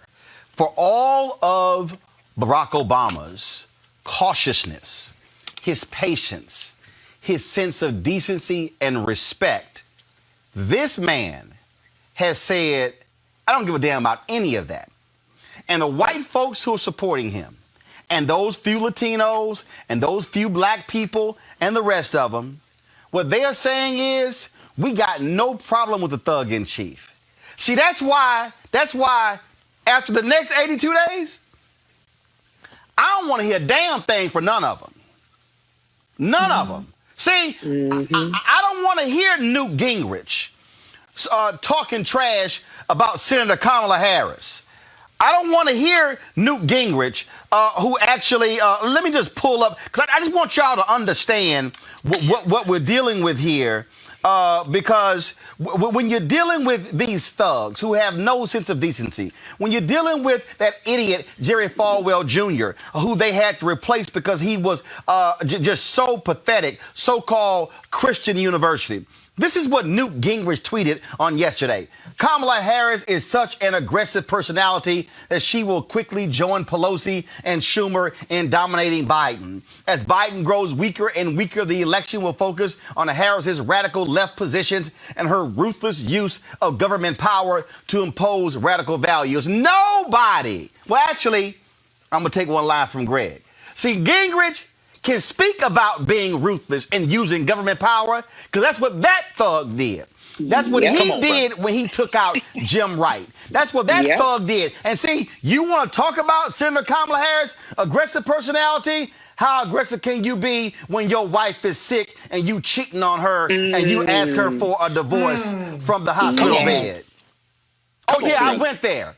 Because, see, I'm not going to hear a lecture from any of these fraudulent individuals. Damn you, Franklin Graham. Damn you, Ralph Reed. Damn you, Robert Jeffers. Damn you, all of you fake, Paula White, you too. Damn all of you fake Christians who say nothing about this immoral man. You say nothing about his birther wife, who has yet to apologize to Michelle Obama and Barack Obama for her birtherism. And now, all of a sudden, now, y'all want to bring up birtherism again. You had some fool who got beaten by Kamala Harris, who writes a piece in Newsweek trying to somehow suggest, is she actually an American? Is she legitimate? Can she be on the ticket? And then the folks at Newsweek want to sit here and say, oh, y'all got this whole thing wrong. Why we ran it? Hell no, you ran. That's why we not going to read you. What I'm trying to get all y'all to understand, I said this means war. And let me tell y'all something. I remember getting a phone call from the CEO of TV One. Oh, just, I mean, what are you doing? And then the president of the network, what are you doing? I said, damn it, I'm laying down a marker. Right. Because I needed them to understand that you can't be black media. You can't be black-owned media and be scared. Preach, Roland. You can't. Where do we go from here, chaos or community? Dr. King said there are 4 institutions that are prime position to lead black folks to liberation. He said the black church, the black press, Negro fraternities and sororities, and black professional organizations. He specifically said the black press must maintain its militancy and not fall to the conservative. And that really is the fundamental problem. That's really where we are right now. See, that's why I'm not playing games when it comes to these folk, when it comes to spending dollars with black-owned media. I'm not accepting pennies on the dollar. No, I want the whole damn dollar. Come on. And so at some point, this is the moment when black folks have got this generation. Reese, this generation has got to have the damn courage that they mamas and daddies and grandmothers and grandfathers had. Otherwise, these folk will run over us if we don't. Yep. Listen, Roland, I have stomped a hole in anybody that has come for Kamala Harris, Democrat or Republican. I went to war with Chris Dodd, Ed Rendell, David Axelrod. I am never scared. And if I could go to war with Democrats and rip their ass apart, you can better believe when it comes to these Republicans, I'm about to tap that ass for the next 80 days and however long it takes to get these motherfuckers out of office. And so we have to stop with the civility. We have to stop with the mincing words. We have to stop with kowtowing and the buck dancing and being afraid to call it what it is. That same energy that people have and going against the black folks, the people like the CBC members or Senator Kamala Harris, who's making history now, take that energy towards Mitch McConnell. Take that energy towards Donald Trump. Take that energy towards the Postmaster General. We have the ability to get outraged. We have the ability to go to war. But unfortunately, we spend so much time going to war with the people that we need to be joining arms with, at least for the next 83 days. Whatever problem you have or whoever the hell you have a problem with in the Democratic Party, you got to set that aside, because these Republicans are ruthless and we have to be even more ruthless. We have to ruffle even more feathers. We have to shake the table like we haven't shaken it before. And we got to take the energy towards those who will keep their foot on our necks. And if we do not win in November, we are done. We are done. Right. And I know Dr. Carr says that this, he's fine to see this American experiment kind of go a certain way. I don't have that kind of faith, Dr. Carr, about what's on the other side of that. So for me, I'm trying to see us get back to where we need to get to and make sure that we take out the people that need to be taken out, and that's Donald Trump and all his cronies. And Erica, here's the deal. That's right. I got white folks who watch the show who actually sent money in. I need them to have the same courage. There's a reason in that commentary I mentioned Viola Liuzzo. There's a reason I can mention James Reed. There's a reason, because there were white folks who died during the Black Freedom Movement. And we've seen white folks of courage out in these streets dealing with Black Lives Matter. But this is the moment where, like I keep saying, this can't be close. This election cannot be close. Donald Trump and the Republican Party, they already plan to sue. Already. No. You got to beat his ass by 500,000 votes in Florida and in Texas and in Georgia. You got to beat him by 500,000. Like my man said in Remember the Titans, Herman, leave no doubt. That's right. That's right. And, honestly, what you and Reese said, it's time to pass the collection plate. Listen, this is war, right? Roland has said it, Reese has laid it out, and I'm sure Dr. Carr is going to really kind of put the icing on the cake. But this is war. And for the amount of time, and I have to continue to go back to this because, honestly, it's a case against the simples and about it. If you are a simple person, then a simple person would be more relegated to kind of having these arguments and comments in social media, talking about things that don't have any type of bearing over your liberties and over the semblance of freedom that we do have remaining. This is a time to focus. And so, again, what Reese talked about is all of that energy that people put towards biting and talking about the 55, I believe it is, members of the Congressional Black Caucus.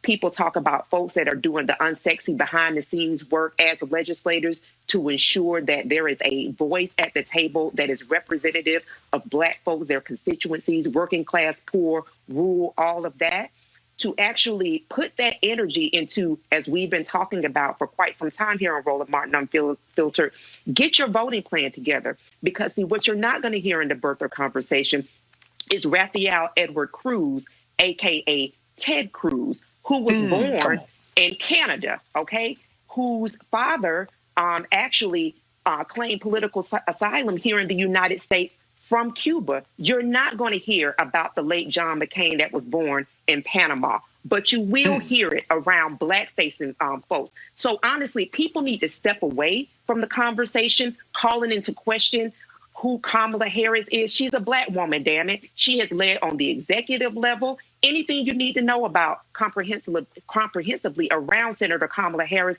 go see Reese. Go to her Twitter page. She has a few threads that comprehensively lay out these really simple conversations where people are trying to wax poetic about what they don't know about. Listen, if you want to have some semblance of what remains of this democracy come November 4th, get your voting plan together. Shut the hell up with the silly, simple talk that gets you nowhere, that does not get us closer to actually having a national strategy, to actually paving the way into making some real inroads around these different crises that we have going on, as we saw in the Biden-Harris press conference this afternoon, and get ready to vote. period. Greg, and Greg, and I really need people listening to understand. That's First of all, we got right now. We got it's we about to hit 7,000 on YouTube. We almost got 2,000 on Facebook. But here's the deal, and I did an interview earlier today. The big problem we also facing with right now, and just y'all, for those of y'all who got kids watching, I'm giving you a warning in advance. The fundamental problem is we're being fed too much bullshit from black media. Oh God. We're being fed games. We've been fed music and gossip. Y'all need to understand. Look, we ain't playing here. Greg, this thing for me, when I say it's war, I'm 51. I'll be 52 in November. I'm not approaching this election about me. This is about my nieces and nephews. This is about their unborn children. That's what this is about. And let me also be clear, Greg, and I want you to speak to this here. I need everybody to understand, when I say hashtag fire Trump in November, Roland is not saying I'm going to give the Democratic Party and Joe Biden and Kamala Harris easy. No. I'm not giving them runway. No. Yeah. I need y'all to understand. I plan on holding them accountable to issues. And y'all can go check my record. Go pull the Essence article that ran in January 2009. Go pull what I said. Go pull what I wrote in my book, The First President Barack Obama's Road to the White House, as originally reported by Roland S. Martin. Go pull the 4 years of Washington Watch and the 4 years of News One Now, when I was sitting here holding them accountable. There's a reason I did not get an exit interview. So I need y'all to understand, this ain't about, you being a Democrat. No, what this is about is the fact that if that man, Trump and Pence, two of the most evil folks you ever seen, they will control appointing half of all federal judges in America. They've already appointed 203. There are only 800 or so. They get 4 more years. They're going to hit 500. Easy. This is about them rolling back environmental protection, rolling back civil rights. The man has already said this, white folks in suburbia, I ain't letting no low-income folk come out here. Yeah. He ain't got no housing plan. His opportunity zones, they can't even provide us information. I sent an email 2 months ago saying, where's the information on how it's going? They didn't even respond. And so I need y'all to understand what these folks want to do. They absolutely, Greg, want to cement white nationalism for the next 2 generations. That's the game plan. Well, it absolutely is. And of course, it's not going to work because the country will just fracture. So, yeah, Reese, I'm not looking forward to it. I would prefer, because our people will be the ones hit. But if they do steal this election, it won't mean the end of the people who live in the country. It's just going to mean the country's going to fracture. Because California is not going to keep carrying the Dakotas. You see, Georgia and Texas are changing demographically, and New York is not going to keep carrying Iowa and Montana. I mean, so what will happen is this thing is going to come apart. So if you want this country to continue in its current configuration, you better go out there and vote. Now, I have friends and colleagues. We debate, we argue, and I agree with their general assessment in terms of how nations come and go. But they are they're more willing to see that happen. So some of them will sit that out, right?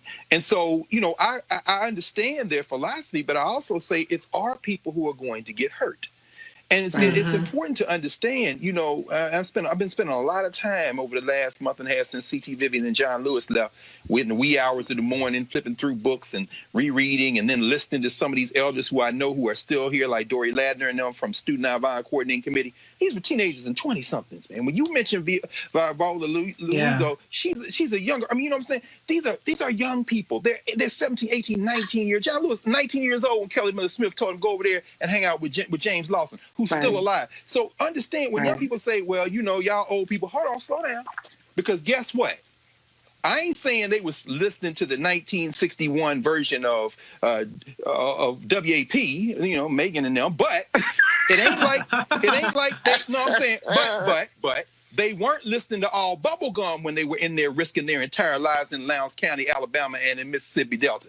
They were having fun. They were sleeping with each other. They had all kind of intrigue. Read Stokely Carmichael Ready for Revolution. Read James Farmer, The Making of Black Revolutionaries. Look up who Ruby Doris Smith Robinson is, Keisha Lance Bottom's auntie. They were having the same fun young people are having now. They listen to the music. They doing what they doing. They grinding. They doing it. And then they put their entire lives on the line, not for the red, white, and blue, but for something deeper than that. For the idea that if you are a human being who draws breath on the earth, you should have a dignity that we respect. And in respecting your dignity, I respect my own. That's a bigger principle than this crap we call the American Constitution or the American dream. That's not what they were talking about. Now, they wrapped it in that because they understood that that was the bridge some people have to walk across to believe that they have something to hold on to. That's why I said, when you talk about faith being the evidence of things not seen, that don't mean the thing don't exist. It means you can't see it yet. And that's what these white nationalists have relied on. For us, they keep waving the flag and the Constitution, and they say, now, we don't believe it, but we think you do. So therefore, if you just hold on a little longer, well, guess what? You've overplayed your hand now. So I guess what I'm saying is, in conclusion, the idea that we are at war, like what Erica said, Erica's right. We are at war, and this war isn't just about an election, but without the election, the other thing comes quicker. And what is the other thing? The other thing, even about the fracturing of the United States. The other thing is about this ball we live on is getting ready to reset and get rid of all the humans on it.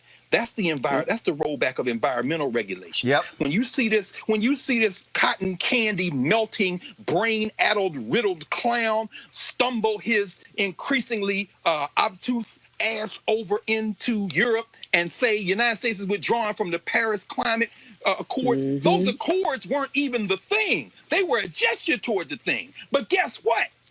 If you get another 4 years of them, you ain't got to worry about what your politics are. And you talk about we can't breathe. Guess what? Can't nobody breathe. Because these devils right here getting ready to blow it up. And the earth is going to be like, we're tired of the species now. Y'all should have contained that 500 years ago. But your cousins that came out of Western Eurasia and messed this thing up, now everybody got to pay the bill. So when you see this little punk mayor, like this little town, Roland, I can't think of the guy's name. In Virginia, they call Kamala Harris, Aunt Jemima today.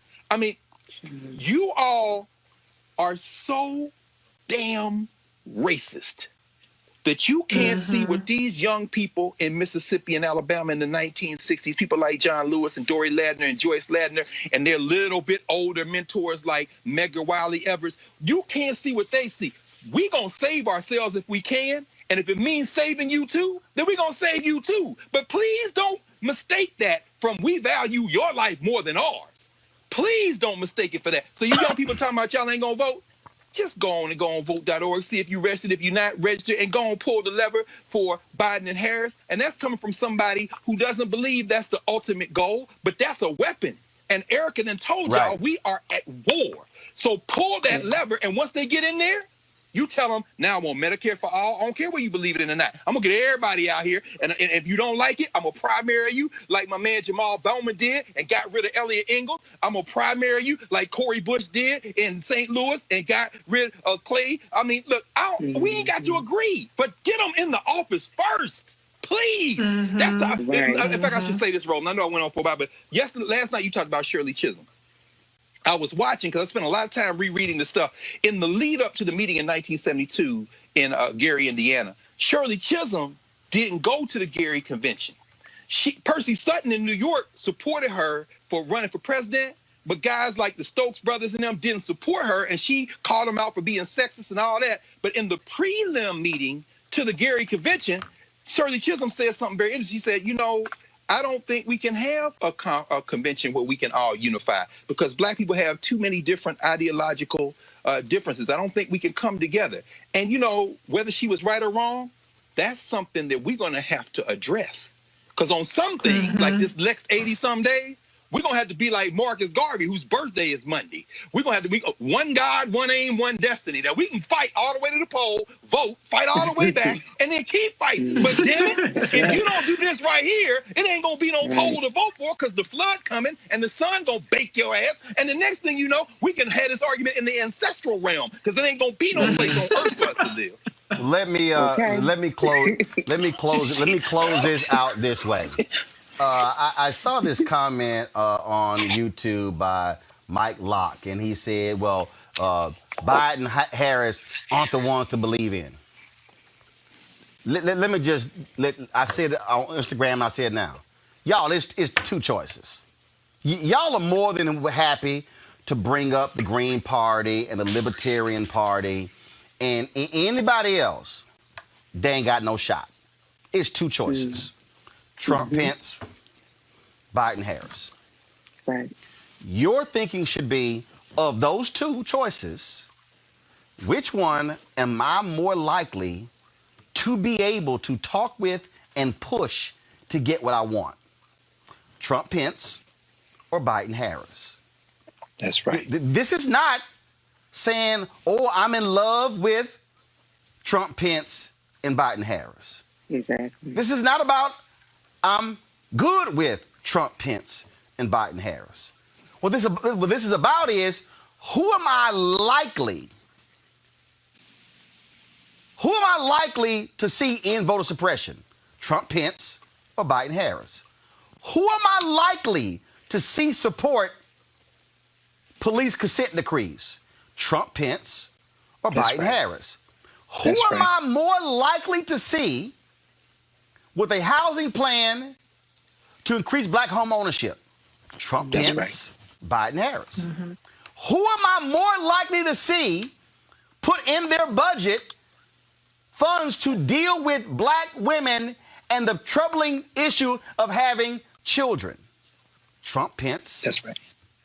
The so-called pro-lifers, and Biden, Harris.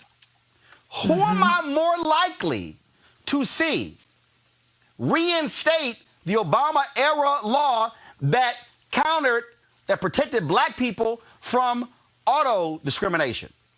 The team that actually reversed it, Trump, Pence, or Biden, Harris, that actually had it passed when he was vice president? Who is more likely going to advance civil rights?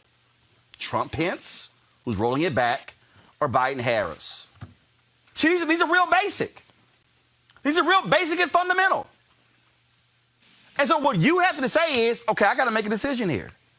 And what I got to say is, these are the issues that I care about. Okay, and okay, who am I going to go with? And as Greg said, when I do it, I am then going to put pressure on you to ensure that you do it. Right now, who's ignoring you? Trump, Pence, or Biden, Harris? Who has actually talked with black media, which means talking to black people? Trump, Pence, or Biden, Harris? That really, folks, is how you make decisions.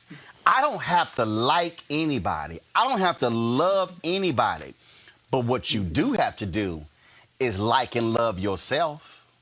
Yes, sir. And your children, and your nieces and nephews, and your aunts and uncles, and your mamas and daddies, and your neighbors, and your frat brothers, your sorority sisters, and your church members, and your Boulay brothers, and your Prince Hall Mason brothers, and your Eastern Star sisters. I can go down the whole line. You got to make a decision. Do I love me and my people enough to actually use the one thing that they've been trying to take from me?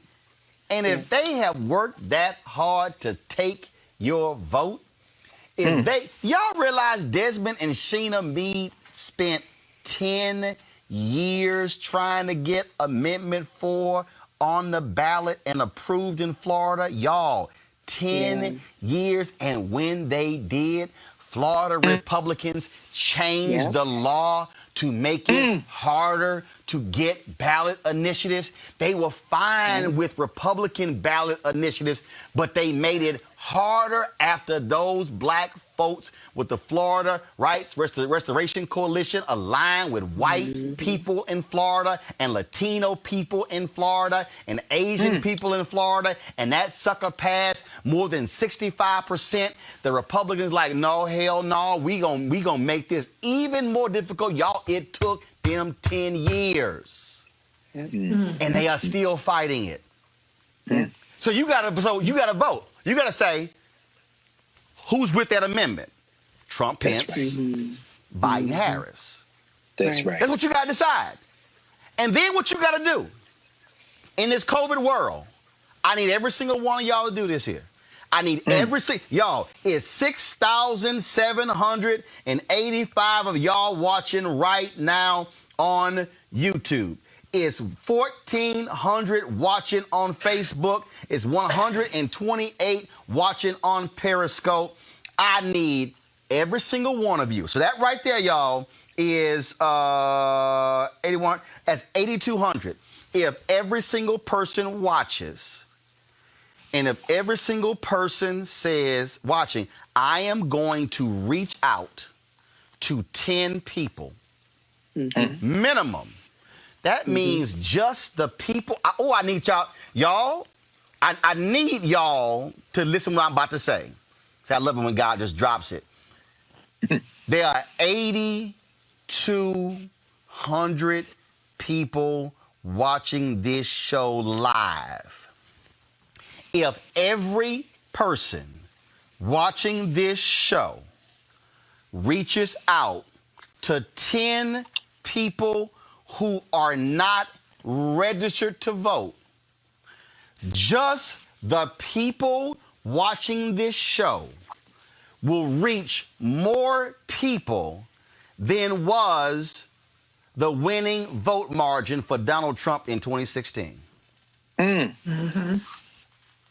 8,200 people times 10 is 82,000. Donald Trump won by 78,000 votes.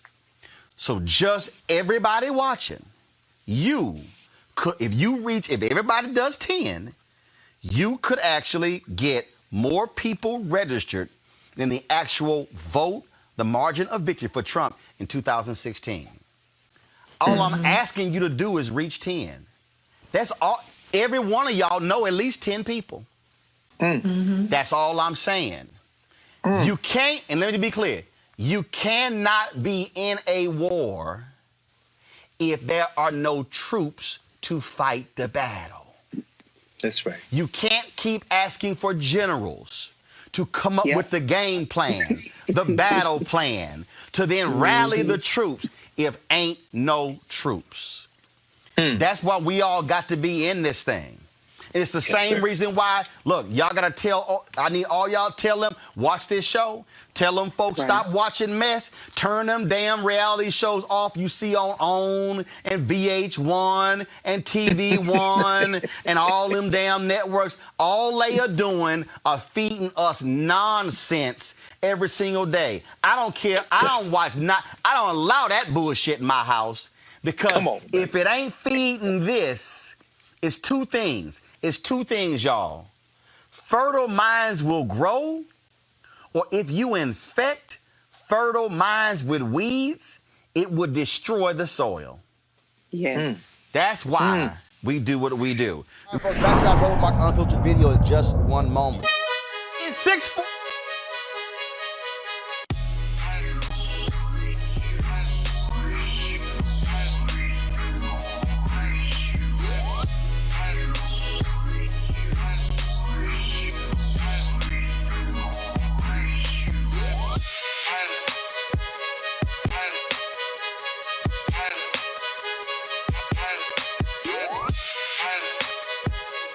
Black-owned company, Mary Spio owns it. She created a couple of these great products here, folks. One of them is this VR headset right here. You can just take your smartphone, drop it right into here, close this up, put this thing on your head, and you can actually go to their site or watch 360-degree video right here, virtual reality video with this headset. Of course, they have content on Seek.com. You can actually subscribe to that. So that's a pretty cool headset right there. Then also they have these 360-degree 4D headphones. And so you can, of course, amazing bass. You can also, if you're a gamer, you can utilize the microphone for these headphones as well. Bluetooth, so you can, I've had conversations with folks when I'm out walking with these headphones on. And so if you want to get either one of these or get both of them, go to Seek.com, CEEK.com. Use the promo code RMVIP2020, RMVIP2020.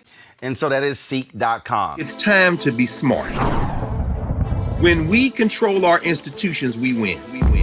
This is the most important news show on television of any racial background. Y'all put $2, $3, $4, $5, $10, $15, $20, $30 on this and keep this going. What you've done, Roland, since this crisis came out in full bloom.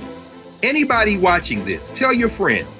Go back and look at the last 2 weeks, especially of Roland Martin Unfiltered. I mean, hell, go back and look at the last 2 days. You've had sitting United States senators today, Klobuchar and Harris. Whatever you have that you can bring to Roland Martin Unfiltered to support it, please do, because this information may literally save your life.